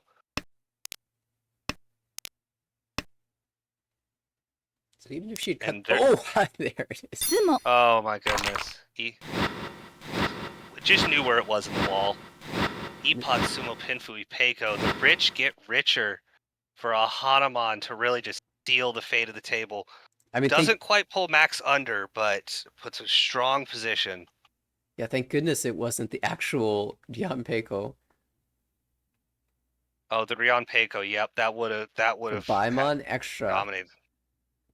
pain, but it is a monster game for Emily. Yakuman will do that, and it was a glorious one. Suiso, almost Daisangen Suiso. If Zeong had cut the dragon, the Haku, instead of the East, there was the potential for Daisangen. Honestly, I think Paul would have preferred if Zeong cut the Haku, so that he would have been less inclined to play the Hatsu into that hand, but as it turns out, only one Yakuman for Emily. It's enough for a plus 73.3. Oh, absolutely. Perfect position, slingshots into Paul's position all the way up in third with that single win. Definitely huge. Actually, more or less, I believe it was more or less even going into that match and pulled all the value from this match alone. It's a very strong place going into the rest of her games this season. And I think Max is just happy to get away from that relatively unscathed. Yeah, Max is it's kind of incredible if you look at Max's totals here. If I told you that a player has scored 3-3-2-2, what number do you think they'd be at? It's definitely to somewhere towards the middle of the pack. It's slightly above average, but it really looks like Max has kept his like high wins and modest losses. Exactly. Like, Plus 72.7 from what essentially is one first place and one second place above an even scoreline is incredible. So Max having a yep. really strong season. Emily as well. This game doing wonders for her chances. And Paul, despite that singular game, still absolutely in contention here. Oh no, absolutely. That honestly, I might be a little biased because this is the league I'm in, but B2, like, it's really starting to distinguish some mahjong veterans who are, of course, they're just climbing their way up the ladder, having joined a little later, as well as some like rising stars in the American scene, really starting to show like prove themselves. Like look at people like Ty, like Jesse, like Yi Chang, of course, like a longtime player. Like they got Brendan. Like this, there's a lot of like recognizable names. I mean, Josh is in, who is a WRC uh, contender as well as the winner of the Nomi Open. Absolutely. That's definitely a stacked place to be this season. Um, but even with that, it's still like you look at the spread, and other than Ty's run, but it's still early. It's only 6 games. Like it's still a bit of a slugging match. One thing that's interesting though is we still have somebody who has not played. Though I say that to the person who Also, has not played any of his games yet this season, to hey, my I'm knowledge. gunning for the ladder award. I can't get a fourth if I just don't play any of my games, right? Yeah, I guess even if you take the absent out for the ladder positionally, you didn't get any. Well, I'll be playing my games this Sunday. We'll be playing a few, and then hopefully that will start the trickle. Yeah, really Yep. excited about all the action that's happening in Armel this season. I've missed so much of it having been in Japan for a month, but it will be. It's nice to be back. It's nice to be broadcasting again, and we'll look forward to running up those regular Wednesday broadcasts once again. And well, that does look like we're at the end of the evening, but I want to say, Ty, that was an awesome evening of games. Thank you so much for being a part of it, and really hoping that we get to hear more of your voice. Oh well, thank you. No, this was what a way to start commentating. These were a lot of fun games. It's always a lot of fun to talk to you, and especially to see you commentate. So it's a lot of fun, and thank you to all the players for making that such an exciting. Absolutely. So, Like, yeah, I'm folks, definitely looking. No, go ahead. sorry, I think your mic cut out for a bit. I talked over you. No, you're okay. Let's go ahead and send us out. All right, let's do it. Thanks everybody for tuning in. Check us out on our socials at American Ricci for our YouTube channel, for our online socials as well. If you want to see what's happening in the American Ricci online scene, and AmericanRicci.org to check out all the standings for this season, as well as register for the upcoming fall season. Remember, even if you aren't sure about playing in the league, you can certainly join as a substitute player. We definitely need those. And so you can get access to the channel, the what would you do's, the resources, the folks who you see playing, and it is going to be a good time. I promise you that much. So check us out there and check us out on our next broadcast Wednesday coming up for our regularly scheduled Wednesday broadcasts. We'll see you then. Have a good night, Good night. everybody. Thank you.